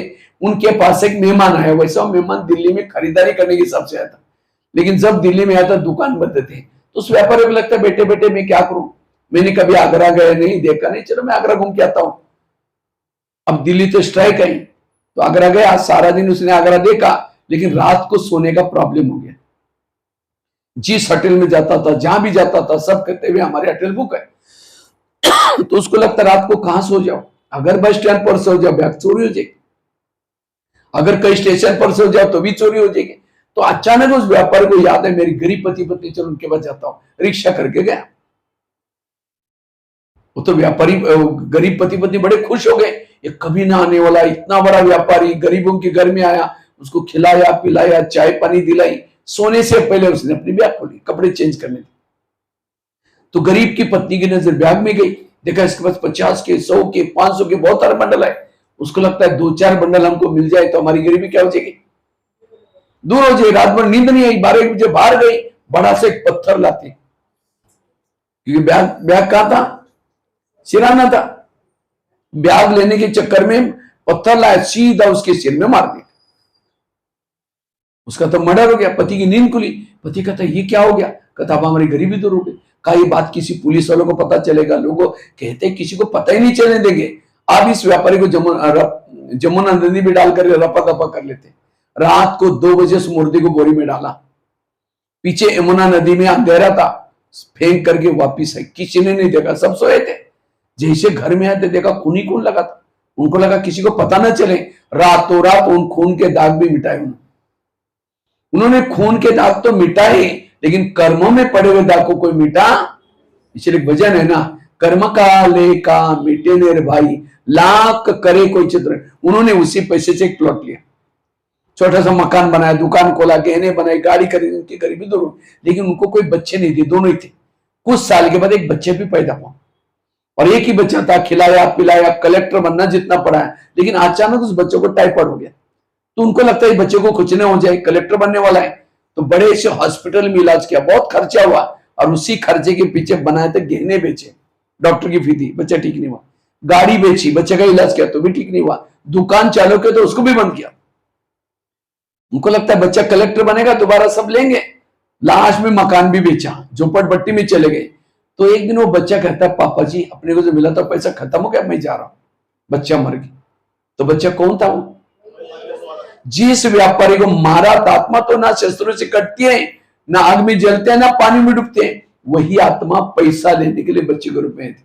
ये है कर्मों का डंडा, ये है ऊपर वाले का डंडा। कर्मों का डंडा लगता है लेकिन आवाज। तो ये मैंने क्यों सुना है आप लोगों को? आज माँ बाप ने होटल नहीं देखा, पैसा पैसा इकट्ठा किया, और बच्चा कोई ऐसा पैदा हुआ है गलत संगत में जा रहे, पैसा लुटा रहे हैं। ये बच्चे की हरकत देकर के मम्मी पापा टेंशन में। वो बच्चा कौन है? आपके पिछले जन्मों का हिसाब है। और ये ज्ञान नहीं है, इसलिए आज हर एक को टेंशन है, तनाव है, प्रॉब्लम है। इसलिए इस कर्म गति को समझना, और जो इस कर्म गति को समझता है, कोई भी विपरीत परिस्थिति में उसको निगेटिव विचार नहीं चलेंगे। आज इस ज्ञान की, कर्मों के ज्ञान की जरूरत है। कोई भी व्यक्ति दोषी नहीं है। दोषी कौन है? मेरे पिछले जन्म की कर्म। इसलिए लोगों से नहीं डरो, लेकिन भगवान से भी नहीं डरो, अपने गलत कर्मों से जरूर डरो। वर्तमान मेरे जीवन में कोई विपरीत, और अभी तो कुछ नहीं, ये हमारा लास्ट का जन्म है। लास्ट के जन्म में हमने जो भी कुछ 63 जन्मों से किया, वो अचानक सामने आएगा। इसलिए कभी भी टेंशन में नहीं आओ, डिप्रेशन में नहीं आओ, क्यों क्या में नहीं जाओ। ये जितना क्यों क्या करते रहेंगे, दलदल में फंसते रहेंगे। इसलिए मन को चुप रखना, पॉजिटिव रहना, यह है पहली बात। इसका तो बहुत विस्तार है, लेकिन मैं शॉर्ट में सुना रहा। कर्म गति को समझना। आजकल कईयों के घर में ऐसा बच्चा पैदा हुआ, लूला लंगड़ा, बचपन से लेकर उसकी सेवा करनी पड़ रही। वो कुछ लेने के लिए आपसे आया है, लेना देना पूरा हो जाएगा, चला जाएगा।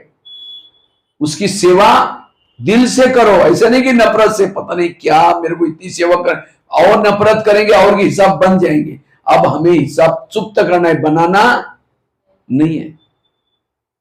अब पति ने कुछ बोला, चुप तो बैठेंगे, फिर गुस्से से खाना देंगे, ये करेंगे, हिसाब बन गया हो।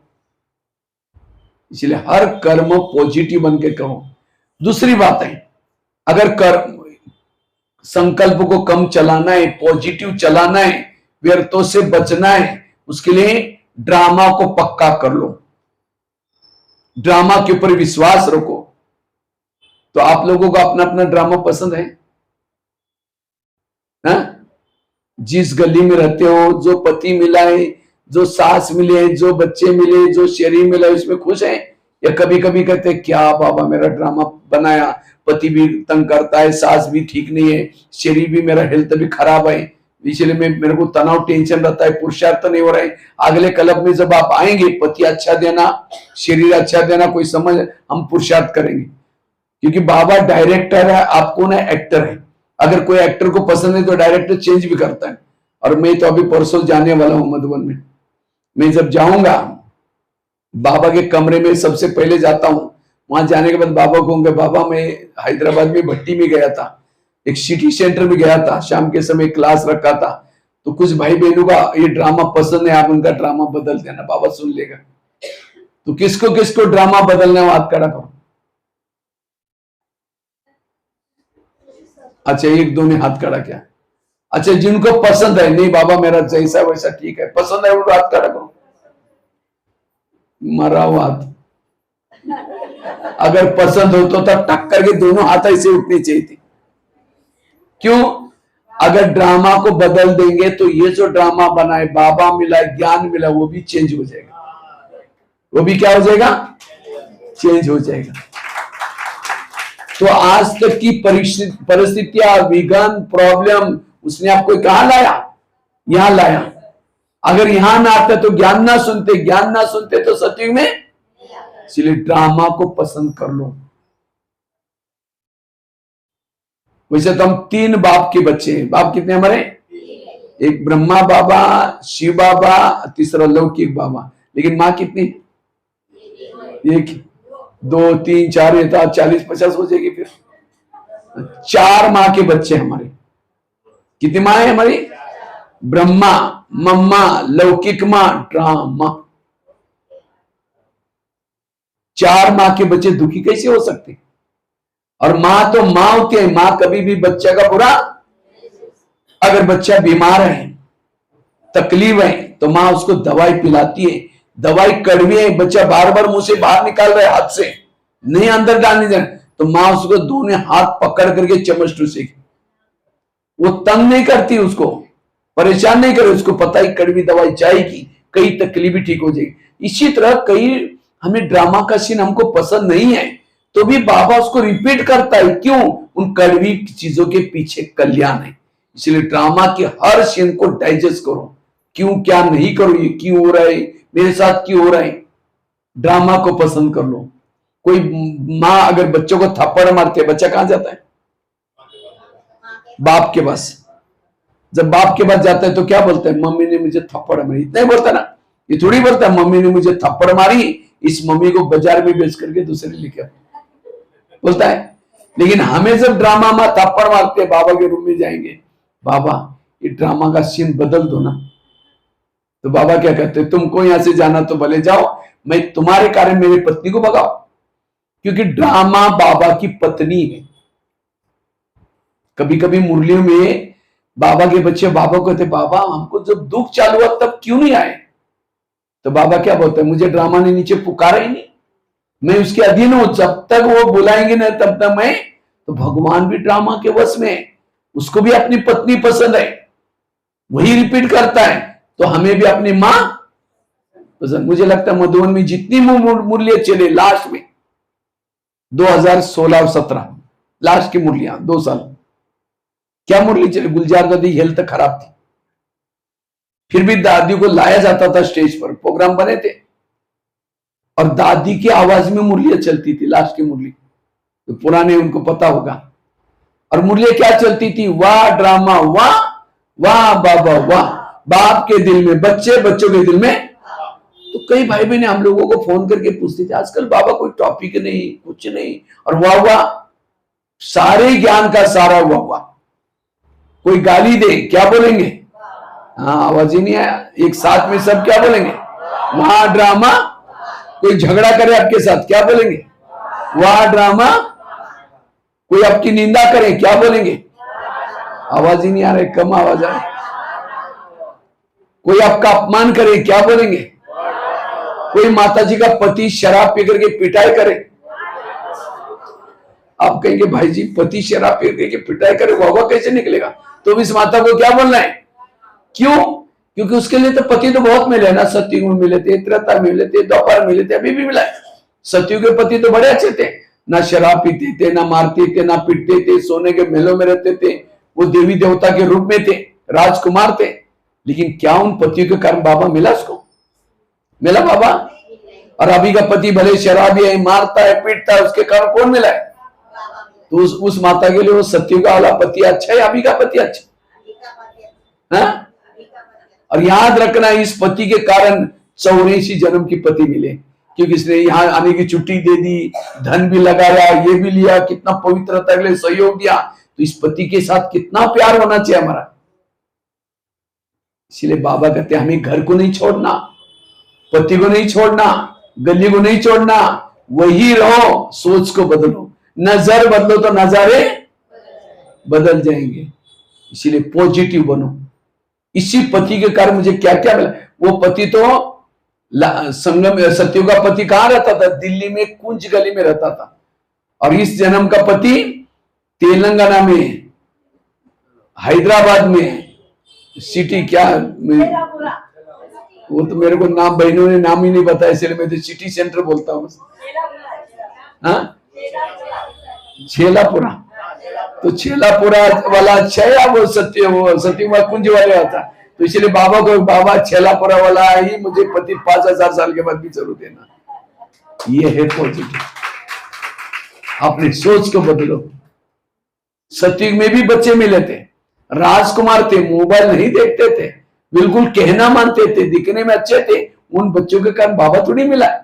और अभी के बच्चे भले कैसे भी हो, इनके कारण बाबा मिला है। सतयुग में भी सास मिली, देवी थी, झगड़ा नहीं करती थी, लेकिन उसके कारण बाबा थोड़ी मिला। और अभी इसके सास के कारण सतयुग में भी पड़ोसी मिले थे, देवी देवता के रूप में पड़ोसी थे, लेकिन उनके कारण बाबा थोड़ी मिला है। सतयुग में भी शरीर मिला था, कंचन काया था, खुशबू आती थी उस शरीर से, दिखने में सुंदर था, लेकिन क्या उस शरीर के कानों से भगवान के महावाक्य सुने? क्या वो आंखों से भगवान को देखा है? क्या उस हाथ से ईश्वरीय सेवा की है? क्या उस शरीर के ऊपर भगवान की नजरें पड़ी थी? क्या उस शरीर के अंदर दिल में बाबा बाबा धड़कने रहती थी?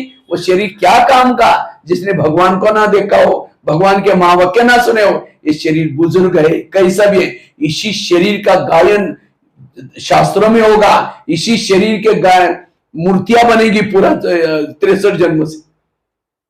इसलिए बाबा कहते बच्चे, ये जन्म बड़ा वंडरफुल जन्म है, इसलिए पॉजिटिव रहो, सकारात्मक रहो, ड्रामा को पसंद करो। और संगम युग में महान भाग्यशाली कौन है? जिनके जीवन में समस्या ज्यादा, प्रॉब्लम ज्यादा, विघ्न ज्यादा, वो बड़े भाग्यशाली। आप कहेंगे भाई जी आप क्या बोल रहे? कुंती के सामने कृष्ण जाता है, कुंती को पूछता है तुमको क्या वरदान चाहिए? सोना चांदी जो भी मांगो, आज मैं तुम्हारे भक्ति का फल देने के लिए आया हूं, क्या चाहिए? तो कुंती कहते मुझे सोना चांदी मुझे कुछ नहीं चाहिए, मुझे जीवन में समस्या ही चाहिए। तो कृष्ण कहते हैं तुम क्या मांग रहे? तथास्तु, तो तुम्हारी जो भी इच्छा पूर्ण हो जाए। फिर कहा कि तुमने समस्या क्यों मांगी? कहते समस्या होगी आप सदा मेरे साथ में रहेंगे, और आप मेरे साथ में रहेंगे, यही मेरा सौभाग्य। तो जिनके जीवन में समस्या, प्रॉब्लम, कौन याद आएगा? बाबा। और जितना बाबा याद आएगा उसका पद भी। इसलिए कभी कभी मुरलियों में बांधिनी माताओं को बाबा याद करता है। बांधिनी माता का पद ऊंचा होता है, क्यों? जब पति तंग करता है, परेशान करता है, उसको कौन याद आता है? और जितना बाबा याद आएगा उसका पद भी ऊंचा है। और जिन माताओं को पति तंग नहीं करता, बड़ा प्यार करता है, उन माताओं का योग किसे लगाएं? पति से। और जिसका योग पति से लगा उसका पद कुछ भी नहीं होगा। तो पति तंग करने वाला चाहिए, प्यार करने वाला चाहिए? इसलिए विघ्नों से कभी भी घबराना, विघ्नों से खेलना सीखो, ये है पॉजिटिव। तो दो बातें बताई, एक तो कर्म गति को समझना, दूसरा ड्रामा को। तीसरी बात है, 5 ही बातें सुनाकर, अगर 5 बातें में से कोई भी बात करो, कभी भी आपके संकल्प नहीं चलेंगे, संकल्प को ब्रेक लगे, हल्के बन जाएंगे। यही हमारी कर्मातीत अवस्था है। तीसरी बात है, गीता का, रामायण का, महाभारत का सार है। क्या सार है? जो हुआ अच्छा हुआ, जो हो रहा अच्छा, जो होगा वो भी। अब बच्चे ने गिलास गिराई, इतना गुस्सा करेंगे, तेरे को अक्ल नहीं, तुम कमा के लाओ तो पता चलेगा। गिलास था 10 रुपए का, गुस्सा करेंगे, हार्ट में प्रॉब्लम आएगा, 10 लाख रुपए का ऑपरेशन करना पड़ेगा। गिलास कितना रुपए का था? और गुस्सा करने से इसलिए गिलास भी टूटा, कोई बात नहीं बेटा, दूसरा लेंगे। पॉजिटिव बनो।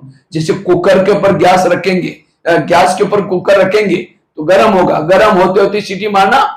अब कुकर सीटी मारेगा तो सब्जी पकाएगा, लेकिन कोई मनुष्य सीटी मारेगा तो ये क्यों हुआ, मेरे साथ क्यों हुआ, ऐसे क्यों क्यों करके गर्म होंगे। फिर एक दिन कहेगा तुम्हारा 3 साल से देखा, मुझे सहन नहीं हुआ, सीटी मार दी। गुस्सा है सीटी। मैं तो करीबन भारत के 1200 जेल में गया हूं। जेलों के बाहर एक बोर्ड लगा रहता है, जेल में जो बंद है, काम विकार वाले कितने हैं, क्रोध वाले कितने हैं, लोग 70% कैदी क्रोध वाले होते हैं। मैं तो करीबन 11-12 हजार स्कूलों में गया हूं। जब भी स्कूल में लेक्चर करता हूं, सामने सारे बच्चे बैठे रहते हैं, टीचर सारे बैठे स्टेज पर। और टीचर जब मैं क्लास करने के लिए पहले ऑफिस में अपने स्कूल की महिमा कर रहे थे, हमारा स्कूल नंबर 1 है, स्टाफ भी बहुत अच्छा है, बोर्ड में पहला नंबर आता है। लेकिन जब मैं बच्चों को क्वेश्चन पूछता, बच्चे ये बताओ इसमें से गुस्सा किसको किसको आता है? झूठ बोले कौवा काटे, 95% बच्चे हाथ खड़ा करते गुस्सा कर। हमने कहा सर आपका तो स्कूल नंबर 1 है, ये क्या है? गुस्से का कंट्रोल करने का लेसन नहीं सीखा? सर कहते हमको भी गुस्सा आता है। आज हर जगह पर और गुस्सा यही हेल्थ बिगड़ने का कारण है। इसलिए पॉजिटिव बनो, और उसके लिए जो हुआ अच्छा हुआ, जो हो रहा अच्छा, जो होगा वो भी। एक रामायण की घटना सुनाता हूं। राम राजा बनने वाला था, लेकिन रात में आकर के मंथरा ने कई कई के 2-4 उल्टी बातें सुने। तुम्हारा बेटा भी तो है, तुम अपने बेटे को छोड़ करके राम को राजा बना रहे। और ये बातें सुन करके राम को राजा बनाने के बजाय 14 वर्ष वनवा में भेजा। सीता गई, लक्ष्मण गया, तीनों भी घर से चले गए। वियोग के कारण दशरथ ने प्राण त्यागा। खाने का प्रॉब्लम, सोने का प्रॉब्लम, घास में सोए, किसके कारण? मंत्रा के कारण। तो मंत्रा को जो भी देखेगा उसकी भावना अच्छी चली बुरी चली। मैं खुद जो बचपन में रामायण देखता था, मंत्रा काला सा ड्रेस पहन करके डंडा लेके स्क्रीन में आती थी। मैं कहता इस बुढ़िया को उसको नहीं देखना। लेकिन एक दिन मैंने जब सोचा तब पता चला मंत्रा ने राम के साथ जो किया वो, अगर रात में ना आती हो तो राम क्या बन जाता? राजा। राजा मतलब तो जंगल में नहीं जाता। अगर जंगल में नहीं जाता सीता की चोरी ना होती। अगर सीता की चोरी नहीं तो रावण को न मारता। रावण को ना मारता, राम की महिमा कोई नहीं गाता। तो राम की महिमा किसके कारण? मंत्रा के कारण। इसी तरह हर एक के घर में, आसपास में, ऑफिस में भगवान ने एकदम मंत्रा रखी। लेकिन आज जो हम परेशान है उसी मंत्रा से परेशान है। लेकिन राम के मंत्रा ने राम का भला किया, तो आपकी भी मंत्रा क्या करने वाली? अगर राम के जीवन में मंत्रा ना आती, ना हनुमान मिलता, ना अंगद, ना ऋषि, ना मुनि, किसके कारण मिले? इसलिए कभी एकांत में बैठ करके आज तक जिन्होंने तंग किया, परेशान किया, उन सबको धन्यवाद दो। आप लोगों ने हमें तंग किया, हमारा बहुत अच्छा हुआ, लेकिन 5000 साल के बाद तंग करने के लिए जरूर आना। यह है पॉजिटिव। एक व्यक्ति भी मेरा दुश्मन नहीं है। अगर आपका पति तंग ना करता, अगर कोई आपको बहने बुलाती, माता जी थोड़ा ज्ञान सुनने के लिए आओ ना, भगवान आया है, सत्य कहते, बहन जी हमारे घर में बड़ी शांति है, नहीं चले तो उस पति का धन्यवाद। तंग क्या, परेशान क्या, कहां भेजा? हाँ, शांति के लिए मंदिर में गए, मंदिर में प्रदर्शन देखी, वो देकर के यहाँ आए और ज्ञान योग किया, देवी देवता बन गए। विघ्न आगे बढ़ाते हैं। इसीलिए हमेशा पॉजिटिव रहो। जो हुआ अच्छा हुआ। मंत्रा जब राम जब वनवास से आता है, सारे लोग उसको स्वागत करने के लिए आए थे अयोध्या में, लेकिन उस सभा में मंत्रा और कैकेयी नहीं थी। तो राम ने सबको पूछा, और मंत्रा और कैकेयी मां दिखाई नहीं पड़ती? वो कहते वो आए नहीं। राम ने सबको छोड़ा, उनके पास गया, कहा कि मां आप स्वागत करने के लिए मेरा क्यों नहीं आए? कहके बेटा हम कैसे आए, हमने तेरी चुगली लगाई, वनवास में भेजा। तो राम क्या बोलते हैं, नहीं मां, मैं आपके कारण पुरुषोत्तम राम, भगवान राम, विजय राम बन के आया हूं। ये नहीं कहा कि तुम तो बुढ़िया ना, तुमने मेरी चुगली, तो थप्पड़ नहीं लगाई इसको। लेकिन आज हमारी बुराई करता है, 15 दिन, महीना दिन उसे बात नहीं करता, ऐसा मुंह करके जाते हैं। लेकिन बुराई करने वाला हमारा सच्चा दोस्त है, मित्र है, निंदक निरे राखी है। इसलिए किसी के प्रति भी मन में कुछ भी निगेटिव, एक व्यक्ति के प्रति भी निगेटिव है, दिल में बाबा नहीं बैठेगा। हल्के बनो। देवी को कोई गाली भी देता है, वरदान हाथ के बजाय नीचे करते, चेहरा पीछे करते। और हमें कोई गाली देता, 15 दिन बात नहीं करेंगे, वरदान हाथ के बजाय नीचे हाथ, ऐसा ये वन क्या क्या क्या ऐसे माता करे। कोई मंदिर में ऐसा है देवी का, ऐसा वाले देवी कौन कर सकती? जो पॉजिटिव, निगेटिव वाला ऐसा नहीं कर सकती। इसलिए पॉजिटिव बनो। 3 बातें हो गई। चौथी बात है, पहली बात बताई कर्म गति। उसके लिए मैंने कितनी सारे एग्जाम्पल दिया। आगरा वाली घटना सुनाई, धृतराष्ट्र की सुनाई, भीष्म की सुनाई। दूसरी कौन सी बताई? जो हुआ ड्रामा वाली, ड्रामा को पसंद करो। तीसरी बताई जो हुआ अच्छा हुआ, मंत्र वाली बात। चौथी बात है, अगर हमें पॉजिटिव रहना है, सकारात्मक रहना है, अपने दिनचर्या में रोज सवेरे सवेरे 3 चीजें करो। अमृत वेला का योग अच्छा करो। दूसरा, रोज क्लास के पहले आकर के आधा घंटा का योग करो। और तीसरा, रोज की मुरली यहां सेंटर पर आकर के सुना करो। पहली बात अमृत वेला अच्छी करना, दूसरी बात क्लास के पहले आधा घंटा योग करना मुरली से पहले, और तीसरा रोज की मुरली यहां सुनना।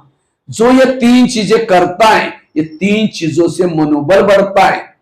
और उस जिसने सवेरे सवेरे मनोबल बढ़ाया, उसके जीवन में पहाड़ गिर जाए, कुछ भी हो जाए, कभी भी संकल्प नहीं चलेंगे। ये इलाज है। तो अमृत वाला कौन कौन करता है? हाथ खड़ा करो। कौन कौन करता है? जो सब लोग करते हैं। लेकिन अमृत वाला का चुपचाप आपका कोई वीडियो बनाई जाए, आपको भी पता ही भी नहीं था कि कोई आपका वीडियो बना रहा है, और उसी वीडियो को आपको 10 बजे दिखाई जाए सवेरे का आपका अमृत वाला का वीडियो, कहे मेरा है, मैंने ऐसे किया था। दीवार के सहारे बैठे, मुंह खुला, आंखें बंद है। 2 बार मच्छर अंदर भी गया और बाहर भी आए, पता भी नहीं चला। अगर ऐसा योग करेंगे तो आत्मिक स्थिति कैसी बनेगी? इसलिए आंखें खोल करके बैठो। और केवल खोल के भी नहीं, कोई घर में मेहमान बुलाओ। मेहमान बहुत बड़ा है, आपका स्नेह प्यार है, इसीलिए 10 काम छोड़ के आया। लेकिन जैसा मेहमान आने का समय हो गया, अंदर कुंडी लगा करके सो जाओ। वो बेल बजा रहे, घंटी बजा रहे, दरवाजा नहीं खोलो। और उसको कैसा लगेगा, ये कैसे लोग हैं, इन्होंने मुझे बुलाया, मैं 10 काम छोड़ के आया, अब काम इनका है और इन्होंने दरवाजा बंद किया और कहीं गए नहीं, अंदर ही बैठे। वो चला जाएगा, फिर फोन करो क्या बात आप आई नहीं, क्योंकि मैं आया था, बेल बजाई थी, घंटी बजाई थी, आपने दरवाजे नहीं खोला, आप अंदर ही थे, नहीं नहीं वापिस आ जाओ, फिर आया, फिर कुंडी लगाई, फिर चला जाएगा, फिर फोन करो, कहेगा कभी नहीं आऊंगा आज। इसी तरह अमृतोला उठेंगे, बाबा को निमंत्रण देंगे, मीठे बाबा, प्यारे बाबा आ जाओ, हम आपसे बातें करनी, बातें करनी, बातें करनी है, करनी है, करनी है। उसको तो बुलाया, दरवाजे खिड़की तेरे द्वार खड़ा भगवान, भगत भरले जोले भगत, तो हम शांति हो गए, अंदर ही बैठा है, गया भी नहीं, गया होता तो लोग उठाकर राम नाम सत्य करके लेके जाते, अंदर ही है। इसलिए आंखें खोल करके बैठो। बाबा तो देखता है, मुझे बोले बाबा तो उस समय कितना बिजी है, कितने भगत पुकारे, कितने बच्चे पुकारे, वो चला जाता है, फिर अचानक नींद खुल गई, फिर कहेंगे मीठे बाबा, प्यारे बाबा, बाबा देखता अच्छा फिर वापिस बुला रहा है मुझे, फिर वापिस जाता है, तब तक फिर लुढ़क गया। इसलिए आंखें खोल करके बैठो, और केवल खोल के भी नहीं, कोई मेहमान घर में बैठा उसके चेहरे की तरफ देखते रहो, वो कहे अब क्यों बुलाया था। इसलिए कई भाई बहने अमृतोला उठ करके फोटो की तरफ देखते रहेंगे, झूमते रहेंगे, फिर घड़ी में देखेंगे कब तक देखना, अच्छा और 15 मिनट बाकी, अच्छा और 5 मिनट देखना है? कोई मेहमान के साथ ऐसे करो, उनको लगेगा शायद इनको कहीं जाना है, एक घड़ी को काम बार बार देख रहे हैं। कई बार जब मैं क्लास कराता ना, तो कई माताएं क्या करेंगे, धीरे से घड़ी की तरफ देखेंगे, हम समझ गए उनका लंगर उठ गया, अब जाने वाले हैं। हाँ, उनकी बुद्धि नहीं है, यहां तो सुना के फायदा है, मैं बंद करता हूं तुम। श्री अमृतवेला लगन में मगन होकर के बैठो, केवल घड़ी फोटो की तरफ देकर झूमो नहीं, बातें करो, बाबा ने मुझे क्या से क्या बनाए, कितना उपकार किया, कितनी प्राप्ति करे, श्री अमृतवेला अच्छी करो। कई तो क्या करेंगे, मैं आत्मा हूं, शांत स्वरूप शक्ति से आप जा रहे चांद सूरज तारांगन के पार, अब तारांगन के पार जाकर कोई झुटका ले, नीचे हड्डी गुड्डी टूट जाएगी, इतना ऊंचाई से गिर जाएगा। एक कुमारी ने मुझे क्वेश्चन पूछा, कहा कि भाई जी मैं अमृतवेला उठती हूँ लेकिन परम धाम में नहीं जाती हूँ। हमने कहा क्यों? कहते हैं उसी समय हमारे घर के ऊपर बहुत अंधेरा होता है। हमने कहा अंधेरे में थोड़ी कोई, अब वो बैठे घर में, बाहर गेट को भी ताला है, उसका घर के रूम में अंदर कुंडी है, ये बैठे यहाँ, मन बुद्धि शरीर थोड़ी जाता है ऊपर, जो भूत पकड़ ले। देखो कैसे क्वेश्चन पूछते हैं। एक कुमार कहता है कि भाई साहब मेरे अमृतवेला होती ही नहीं। हमने कहा क्यों? कहता नींद ही नहीं खुलती। हमने कहा क्यों? अलार्म लगाया करो। कहता 5 लगाता हूं अलार्म, लेकिन सुनाई नहीं पड़ता। हमने कहा क्यों? कहता अलार्म मेरा यहां बजता है, मैं तो सोने के लिए परमधाम में जाता हूं। कितना बड़ा डिस्टेंस है। हमने कहा परमधाम में धाम तो बहुत है, निद्रा लोग, स्वप्न लोग, कई लोग हैं। सचमुच कोई परमधाम जाएगा उसकी नींद खुलेगी। इसलिए अमृतवेला अच्छी तरह करना। अमृतवेला सारा दिन का फाउंडेशन है। अमृतवेला करने से आत्मिक स्थिति बनेगी, और जिसकी आत्मिक स्थिति है कभी भी संकल्प नहीं चलेंगे, मन चुप रहेगा। बाबा तो कहते हैं मैं रोज तुम्हारे घर में आता हूं, तो बाबा आपके घर में आता है, दिखाई पड़ता है आप लोगों को? बाबा को देखने के लिए होश में बैठो। कोई शराबी शराब पी करके गटर में पड़ा है, और कोई आकर के कहता है भाई 10 रुपए ले लो, घर में जाकर सो जाओ। वो क्या बोलता है? मैं राजा हूं, मुझे कुछ नहीं चाहिए, मैं भरपूर हूं। अब गटर में गिरा है, क्या समझता है? क्यों? नशे में। इसी तरह बाबा भी वरदानों का झोला लेकर अमृतवेला आता है हर एक के घर में, उससे बच्चे कुछ चाहिए, लेकिन हम राजा हो, कुछ नहीं चाहिए। कहीं तो दिन में झूमते अमृतवेला, पता नहीं क्या क्या क्या करते होंगे। इसलिए होश में बैठो। किसी के चेहरे पर मेकअप हो रहा है, झुटका लगा, यहाँ का मेकअप यहाँ पहुंच जाएगा। तो कोई बच्चे के चेहरे पर मेकअप करते हैं मम्मी, और बच्चे ऐसा, मम्मी थप्पड़ मारे, शांत नहीं रह सकता। अमृतवेला सारी दुनिया सोई है, घर के भी सोए हैं चारों तरफ से। भगवान अंदर घर में घुसा और आपको चुपके से उठाया, और उठा करके आपके भाग्य में लिख रहे हैं मैं सोने का महल दूंगा, इस जन्म ये दूंगा। लेकिन हम उसको लिखने ही नहीं दे रहे, इसलिए कहावत बने, जब भगवान भाग्य में लिख रहे थे सो रहे थे क्या? इतना दूर से आया, कितना उपकार कर रहे हैं और हम नींद कर रहे हैं। एक कदर की कमी है, भगवान सामने बैठा है, इसलिए अमृत वेला अलर्ट होकर के बैठो। रात को 2 बजे ट्रेन जा रहे, चाय वाला चाय चाय करके झुटका लगाता है, अगर उस फटी हुई नोट भी दो, एक चलेगा नहीं, दूसरा दे दो, जागृत होता है वो। 50 रुपए उसको दिखते हैं। हमें भी एक एक अमृत वेला में एक जन्म की प्राप्ति दिखनी चाहिए, इसलिए अमृत वेला आज से अच्छी तरह करना। आज बाबा ने कितने साधन दिए। आजकल ऑनलाइन में कई जगह पर ORC से, मधुवन न्यूज से कई अमृत वेला अच्छी अच्छी ट्यून चलती है, अच्छे अच्छे गीत चलते हैं, नशे वाले। हेडफोन लगाओ, चुपचाप अपने घर में सुनते हुए करो यो। आजकल कई कई टीवी में भी अच्छे अच्छे दृश्य चलते हैं। अगर घर में है फ्री टीवी चलती है, चला सकते हैं, तो उसको देखते हुए भी योग करो। अमृत वेला अच्छी तरह करना। अमृत वेला ढीली क्यों होते हैं? रात को सोने के पहले ढीली अवस्था में सो जाते हैं। दूसरी बात है, क्लास के पहले आधा घंटा योग करो। यहां क्लास कितने बजे होता है? 7 बजे। योग कितना बजे चालू हो जाता है? योग थोड़ी 7:15 बजे चालू हो जाएगा। योग 6:30 बजे होता होगा, क्योंकि हर क्लास के पहले आधा घंटे का मेडिटेशन होता है। लेकिन आजकल मैं क्या देख रहा हूं वंडरफुल, क्लास के पहले 5 मिनट में मैं कोई पता नहीं गांधीनगर या कोई सेंटर पर अभी आया था, तो जो मैं उसी दिन ट्रैवलिंग करके आया था, नहा धो करके मैंने बहनों को पूछा, बहन जी मुरली कब चलती है? उस समय बजा था 7, कहते 7:15 बजे। मैं क्लास में देखा एक भी भाई बहने ने, तो मैंने सोचा एक भी नहीं, अब तो इनका क्लास कैसे? मैं हो सकता है कि आधा घंटा उसके बाद 6:45 बजे मुरली चलती, जैसे 7:15 बज गया तो 2-4 आ गए, मुरली चालू हो गई। योग किया ही नहीं। अगर क्लास के पहले योग नहीं करते, मुरली आपके कोई काम के नहीं, कोई काम के नहीं। ये कोई महाराज जी के सत्संग थोड़ी है आकर के कथा सुनो चल पड़ो। अगर क्लास के पहले योग नहीं करते, वो सुनी हुई बातें आपके धारणा में कभी नहीं आ सकती। अब खेती के अनुभव है ना, खेती में धान बोते हैं, धान बोने से पहले क्या करते हैं? हल चला करके जमीन को तैयार करते हैं। इसी तरह हमें भी क्या करना है? ये ज्ञान का बीज दिमाग में डालना है। उसके पूर्व आधा घंटे का योग करना जरूरी, इस भट्टी से कुछ परिवर्तन करना। कल से कितना बजे आएंगे? सबको एक बहन जी कहां बैठी है? बहन जी बैठे? हाँ सुन रहे हो बहन जी भी, कुछ बहनें भी पीछे बैठे हैं।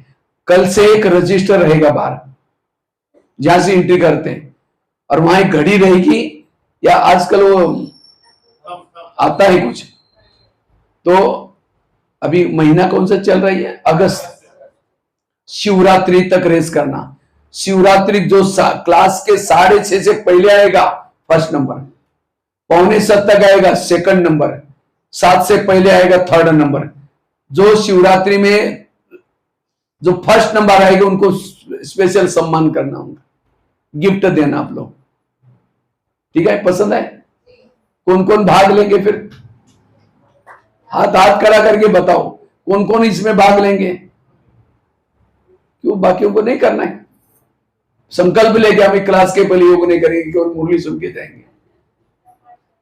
पाठशाला में प्रयास वहां जाना है, वहां भी हर जगह कहीं से भी आए, हर जगह पाठशाला में अपना योग का टाइम होता है, लेकिन बिना योग करके मुरली ही नहीं सुननी। और मुझे लगता है मुरली अगर सुनाते हैं, मुरली मुश्किल से 15 या 20 मिनट लगता है, ज्यादा टाइम नहीं लगता। 8 बजे 8:15 बजे तक 1 घंटा तक मुरली सुनेंगे और योग करते भाग जाएंगे, कोई परिवर्तन नहीं आएगा अगर क्लास के पहले योग नहीं करते। मैं गुजरात में गया था, तो गुजरात में वहां 6:30 से 6:30 योग चलता है उस सेंटर पर, और 6:30 से मुरली चलती है। तो जैसे मैं गया तो देखा क्लास में टकाटक सारे फुल थे। तो मैंने भाई जी को कहा शायद मैं आने वाला, इसलिए सब जल्दी आए। कहते नहीं भाई साहब, हमारा नियम है जैसे 6 बज गया हम हॉल का दरवाजा बंद करते, उसके बाद कोई एंट्री नहीं है। जिसको भी सुनना है, नीचे एक माइक रखा हुआ है, एक छोटा हॉल है, उसमें अंदर ढीले आने वाले वहीं बैठेंगे। ऐसे पवित्र जगह पर उनको एंट्री नहीं। प्रिंस प्रिंसेस का कॉलेज है ये।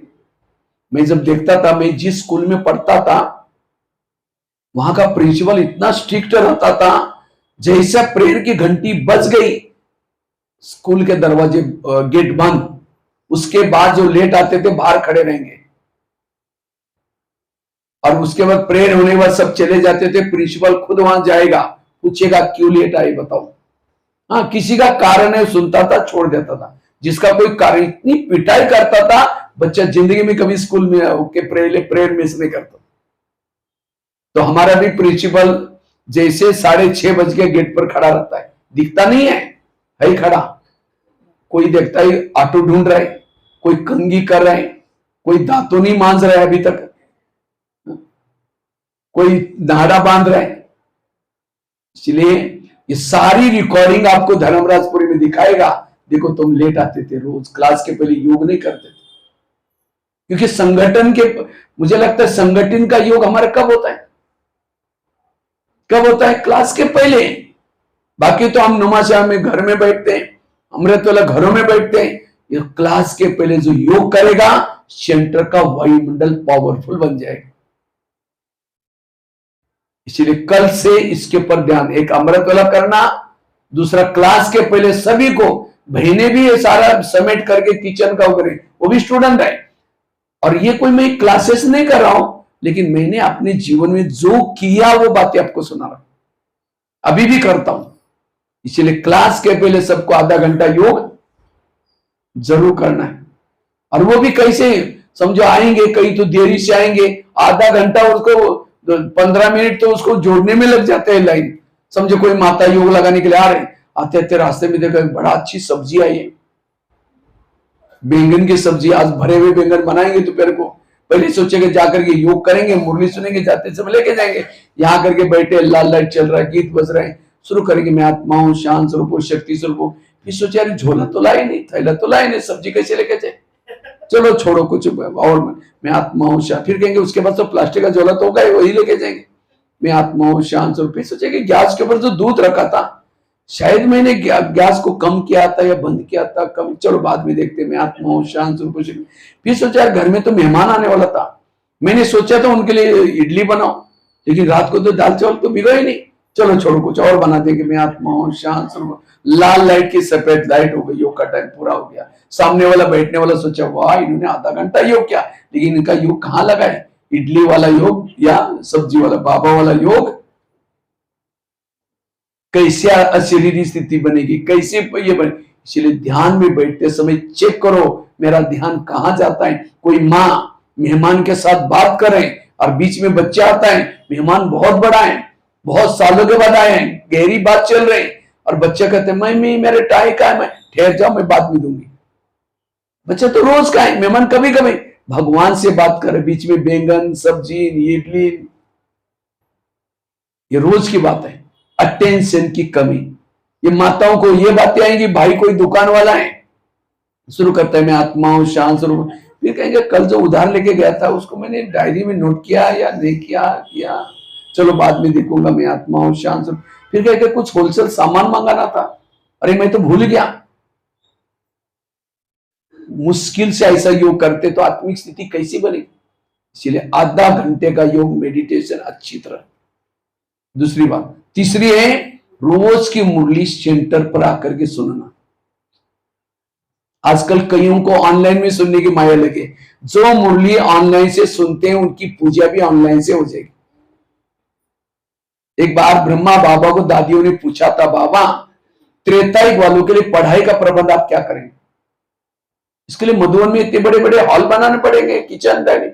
बाबा कहते नहीं बच्चे, सतयुग के 9 लाख की संख्या तैयार करो, त्रेतायुग का पढ़ाई का प्रबंध मैं आगे चल करके जरूर करूंगा। और अब बाबा ने क्या किया, पीस ऑफ माइंड चालन, फेसबुक, व्हाट्सएप ये सब चालू किया, किसके लिए?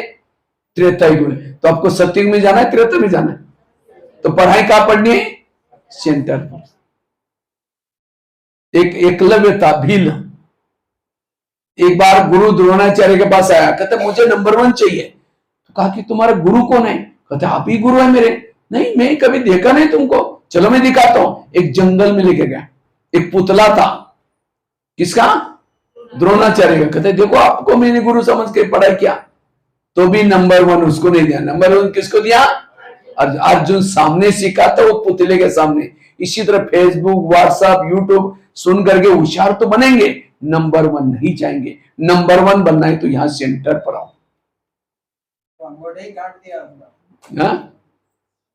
हाँ, मतलब उसको नंबर 1 उसको, हाँ, इसलिए यहां आकर के पढ़ाई पढ़ना।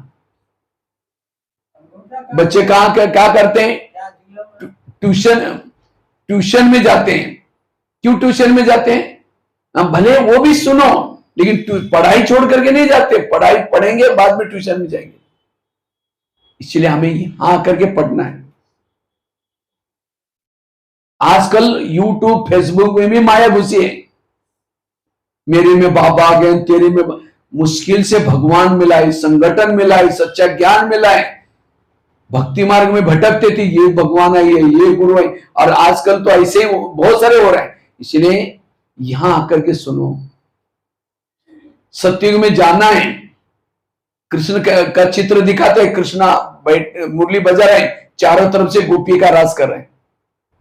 संगठन में मुरली चल रही, गोपिका के राज चल रहे बुद्धि की, मन की। और सीता अकेली बैठी है, रो भी रहे, राम को याद भी कर रहे। इसलिए यहां आकर के मुरली सुनना। ये 3 चीजों को परफेक्ट करेगा सवेरे सवेरे, उसकी आत्मिक स्थिति बनेगी, उसका कभी भी संकल्प नहीं चलेगा। और ये कितना जरूरी है। कहते 1-2 महिलाएं थी। एक महिला रहती थी 2 मंजिल पर ऊपर, दूसरी रहती थी नीचे की मंजिल पर। 2 मंजिल वाली महिला रोज अपने घर के खिड़की से पड़ोसी के छत पर देखते हैं, तो छत पर वो कपड़े सुखाते। उसके कपड़े देकर के पति को बुलाती है, कहते इसको कोई अक्ल नहीं, कितने गंदे कपड़े, कितने मैले कपड़े, जाओ पूछ के आओ। 2 मंजिल वाली रोज क्या करते, पति को बुलाकर दिखाते। पति कुछ नहीं बोलता। एक दिन जब उस 2 मंजिल वाले देखा कि पड़ोसी के कपड़े बड़े अच्छे हैं, रोज कैसे थे, गंदे, तो पति को बुला कर कहते आज इसको कैसे अक्ल लगे, लगता है साबुन बदली के, सर्फ बदली के, जाओ पूछ के आओ। पति धीरे से मुस्कुराता और कहता है आज सवेरे सवेरे मैंने अपने घर की खिड़की के कांच साफ किया, शीशे साफ। समझ में आया? ताली नहीं बजी थी। उनकी खिड़कियां गंदी थी, इसलिए कपड़े, जब खिड़कियां साफ की तो कपड़े, इसका मतलब वो रोज धुलाई करने वाली कैसी करती थी, अच्छी करती थी। लेकिन गंदे क्यों देखते थे? उनकी खिड़कियां गंदी थी। इसी तरह आज हर इंसान अच्छा है, हर व्यक्ति अच्छा है, हर परिस्थिति अच्छी है, लेकिन हमारे अंदर निगेटिविटी है, हमारी बुद्धि रूपी खिड़की गंदी है, और इसीलिए हमें गलत दिखता है। इसलिए रोज अपने खिड़की को क्या करो, साफ करो। तो कौन कौन खिड़की साफ करता है? हाथ खड़ा करो, ऐसे ऐसे करें। घर की खिड़की की बात नहीं बोल रहा। अभी मैं नेपाल में गया था, तो 3 दिन मेरे हमारी भट्टी थी वहां। तो पहले दिन ही मैंने खिड़की वाली बात सुनाई। दूसरी दिन 2-4 माताएं क्लास में आई नहीं। तीसरी दिन आई, बहनों ने कहा कल क्यों नहीं आए थे? कहा कि परसों भैया ने कहा ना खिड़कियां साफ करो। हम खिड़कियां साफ करने में लगे थे। मैंने कोई घर की खिड़की नहीं बोली थी। कौन सी खिड़की? बुद्धि रूपी खिड़की। तो जिस दिन सेंटर पर नहीं आएंगे, अमृत वाला नहीं करेंगे, क्लास के पहले योग नहीं करेंगे, खिड़की गंदी होगी, और उसी गंदी खिड़की से जिसको भी देखेगा सब गलत नजर आएगा। इसलिए रोज अपनी खिड़की को क्या करो, साफ करो। ये बहुत जरूरी है। ये 3 चीजें ब्राह्मणों के लिए बहुत जरूरी है। इतना करो, सारी समस्या खत्म हो जाएगी, सारे प्रॉब्लम खत्म हो जाएंगे। इसलिए पॉजिटिव बनो, सकारात्मक बनो। भक्ति कोई गलत नहीं, भक्ति बहुत अच्छी है। भक्ति को क्या किया है, उल्टा किया है। आज बाबा ने एक मुरली में बड़ी अच्छी बात बताई। क्या बताया? आज की मुरली में सुना, धारणा में था, मैं ऊपर बैठ कर मुरली सुन रहा था। आपस में हम सभी कौन है, भाई भाई। ये बात समझना है, ना किसी को कहना है। समझे पति पत्नी ज्ञान में चल रही तो क्या कहेंगे, भाई जी, पत्नी कहेगी भाई जी चलो जल्दी क्लास में, मुरली पूरी हो जाएगी। अगर यही का आपने बोल दिया और कोई पड़ोसी ने सुन लिया, तब से दिमाग में डाला अपने पति को क्या बोल रहे, और कभी जाकर ज्ञान सुना, हमारे ज्ञान बहुत अच्छा, चलो ना उनको टाइम ही नहीं। उनको टाइम में आने की इच्छा है, लेकिन उनको लगता है अगर इनके ज्ञान में चलेंगे, जैसे इन्होंने पति को भाई जी बनाया, हमको भी बनाना पड़ेगा। ये बहुत बड़ी टीचर, इसीलिए ज्ञान में कई बोलते हैं ना ब्रह्मा कुमारी में भाई बहन बनाते। बाबा ने कहा कि ये समझना है, जैसे भाई का व्यवहार बहन के साथ जो व्यवहार आता है वो व्यवहार पति के साथ करना, बाकी कहने में जो बोलते हैं वो बोलो। अब कोई सास को भी बहन जी, ससुर को भी भाई जी, ये इसके पीछे का राज है। भक्ति कोई गलत नहीं, भक्ति से फायदे होने के बाद क्या हो गया, उपवास करो। कौन सा उपवास, वो मतलब नजदीक वास बना रहा ना, बुद्धि से भगवान के पास रहना उपवास। लेकिन लोगों ने कौन सा उपवास किया, पेट का उपवास किया। कहते हो बलि चढ़ा तो भगवान प्रसन्न हो जाए, कौन सी बलि, मैं को छोड़ो। लेकिन लोगों ने क्या किया, मैं करने वाली बकरी बलि चढ़ा। कहते हैं घर का त्याग करो तो भगवान प्रसन्न, कौन सा घर, शरीर आत्मा का घर है, इसको भूल जाओ। लेकिन लोगों ने घर को छोड़कर जंगल में चले गए। बात को उल्टा किया फायदे के बजाय। कहते घर में लक्ष्मी आएगी, दिवाली मनाते हैं यहाँ हैदराबाद, तो क्या करते हैं आप लोग लक्ष्मी आने के लिए, साफ सफाई, और क्या करते हैं, दिए जलाते, तो आई लक्ष्मी। और आजकल घर में क्या करते हैं, पूरा ऊपर से लड़ियां छोड़ते हैं, उसके बाद घर के बाहर भी मोमबत्तियां लगाते हैं, वो क्या वो आजकल दिए आते हैं वो लगाते हैं, किसी लिए, लक्ष्मी आने के लिए। लक्ष्मी आते हैं उल्लू के ऊपर, उल्लू यहाँ क्या बोलते पता नहीं, उल्लू बोलते हैं। तो उल्लू को लाइट में दिखता, अब घर में लाइट करेंगे, पूरा झगमग करेंगे, तो उल्लू को लक्ष्मी को लेके उल्लू कैसे आएगा। फिर बड़ा फटाका बजाएंगे, सुतली बॉम्ब, उल्लू घबरा करके गया और चला जाए। और खास तो दिवाली होते हैं अमावस्या में, या अमावस्या पूर्वजों ने क्यों रखा है, क्योंकि अमावस्या में अंधेरा होता है और उस समय सहज लक्ष्मी आ सकती है, उल्लू को दिखाई पड़ेगा। लेकिन हमने फटाक, तो कौन सी दीपक जलाओ, आत्मा का दीपक जलाओ। सफाई कौन से करो, ईर्ष्या करना, कहां कुछ किया कुछ। इसलिए ज्ञान में चलने के बाद अगर बात को उल्टा करते हैं, फायदे के बजाय घाटा में चले जाएंगे। बाबा कभी कहते देर के संबंधी भूल जाओ, कहीं तो जाना नहीं बंद करते, कहते अज्ञान है ना, बाबा ने कहा भूल जाओ, भले अज्ञान है, कैसे भी जाना ना बंद नहीं करो, मन बुद्धि से भूल जाओ।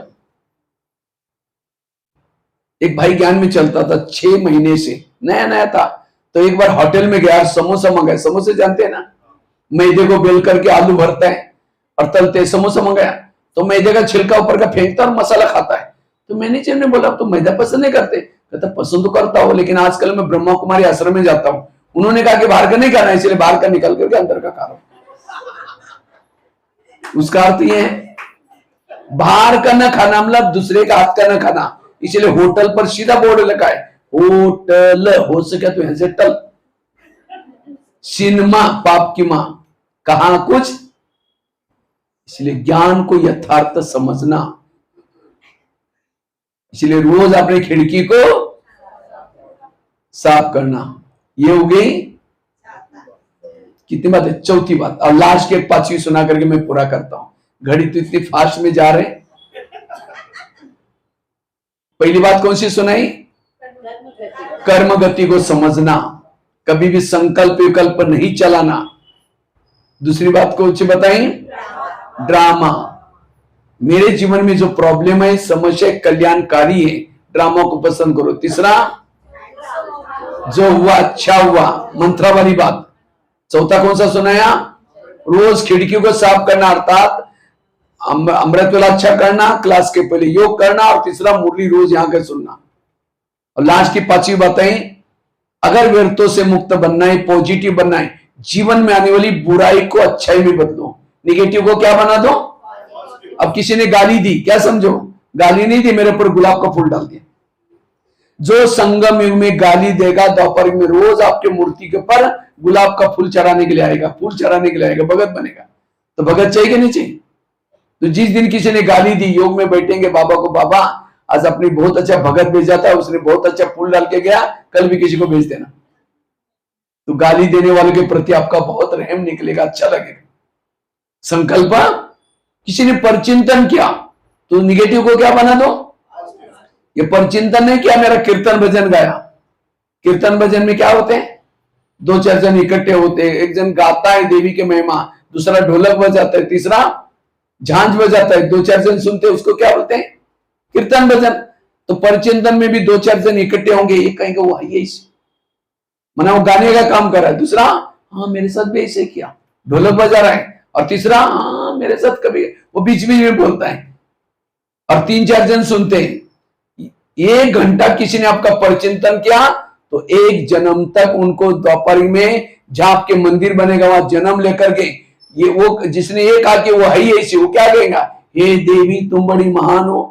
जिसने हाँ में हमला ढोलक बजाएगा, जिसने हाँ झांझ बजाएगा, जिन्होंने सुना वो भजन सुनेंगे। तो कीर्तन भजन वाले चाहिए ना। निगेटिव को क्या बना दो? पॉजिटिव। एक महाराष्ट्र में एक संत थे जिनका नाम था तुकाराम महाराज। बड़े भक्ति करते थे, लेकिन उसको मना किया भक्ति करने के लिए, तभी छोड़ा नहीं। एक दिन सभी लोगों ने पकड़ करके सोचा इसका हम अपमान करेंगे। अपमान करने के लिए सवेरे सवेरे पकड़ करके उसके गले में सब्जी की माला पहना दी, बैंगन टमाटर आलू मटर मिर्ची, मुंह काला किया, बाल उतार करके हल्दी लगाई, और उस संत को एक गधे पर बिठाया, गली गली में घुमाया, इतना नहीं घर के सामने लाया, पत्नी को बुलाया। जब उसकी पत्नी देखते मेरे पति का साथ ऐसा किया, सबको गाली देती। जब गाली देते तुकाराम महाराज सब्जी की माला दिखा करके कहते हैं इनको गाली क्यों दे रहे? ये लोगों ने अपने लिए 8 दिन के लिए सब्जी ला कर दी। निगेटिव को क्या बना दिया? और क्या इनको गाली मत देना। जब हमारी शादी हुई थी समय बारात नहीं निकली थी, ये लोगों ने पूरी गांव में हमारी क्या निकाली? बारात निकाली। और क्या इनको गाली मत देना। जब मुझे घुमाने के लिए लेके गए थे, धूप बहुत तेज थी, और तेज धूप में लोगों ने पाँव में कुछ नहीं पहना था, सबके पाँव में छाले पड़े होंगे, मुझे कुछ नहीं हुआ, मैं आराम से पर गधे पर बैठा। बुराई को क्या बनाया? और क्या इनको गाली मत देना। जब मुझे घुमाने के लिए लेके गए थे, मेरे शरीर में बहुत फोड़े हो गए थे, बहुत दवाई किया, ठीक ही नहीं हुआ। ये लोगों ने बाल उतर करके हल्दी लगाई, हल्दी तो एंटीबायोटिक का काम करते ठीक हो जाए। बुराई को क्या बनाया? इतना ज्ञान है, इतनी समझ है, तो भी हम कहते ये क्यों कर रहा है, क्यों कर। निगेटिव को क्या बना दो, और जो निगेटिव को पॉजिटिव बनाता है कभी भी समय वेस्ट नहीं जाएगा। संकल्प कर्म योगी है, इसलिए व्यर्थों से बचना। अगर 5 चीजों में से कोई भी चीज करो, कभी भी संकल्प नहीं चलेंगे। इससे आपका स्वास्थ्य अच्छा रहेगा, मन पॉजिटिव रहेगा, वायुमंडल अच्छा बनेगा, समय वेस्ट नहीं जाएगा। तो ये 5 चीजों मुझे लगता है पक्की हो गए आप सबकी। हाँ? और हर पॉइंट में कुछ एग्जांपल्स दिए। पहली बात बताई कर्म गति, आगरा वाली घटना, धृतराष्ट्र की, भीष्म पितामह की। तीसरी कौन सी बताई? जो हुआ ड्रामा को पसंद करना। तीसरी बताई जो हुआ अच्छा हुआ, मंत्रा वाली बात। चौथी कौन सी बताई? रोज खिड़कियों को साफ करना, अमृत वाला अच्छी करना, क्लास के पहले योग करना, और तीसरा रोज मुरली सेंटर पर सुनना। और चौथी बात, 5वीं बात बताई निगेटिव को पॉजिटिव, तुकाराम महाराज की बात बताई। अगर ये 5 बातों को करेंगे व्यर्थों से मुक्त बन जाएंगे। ठीक है, ओम शांति।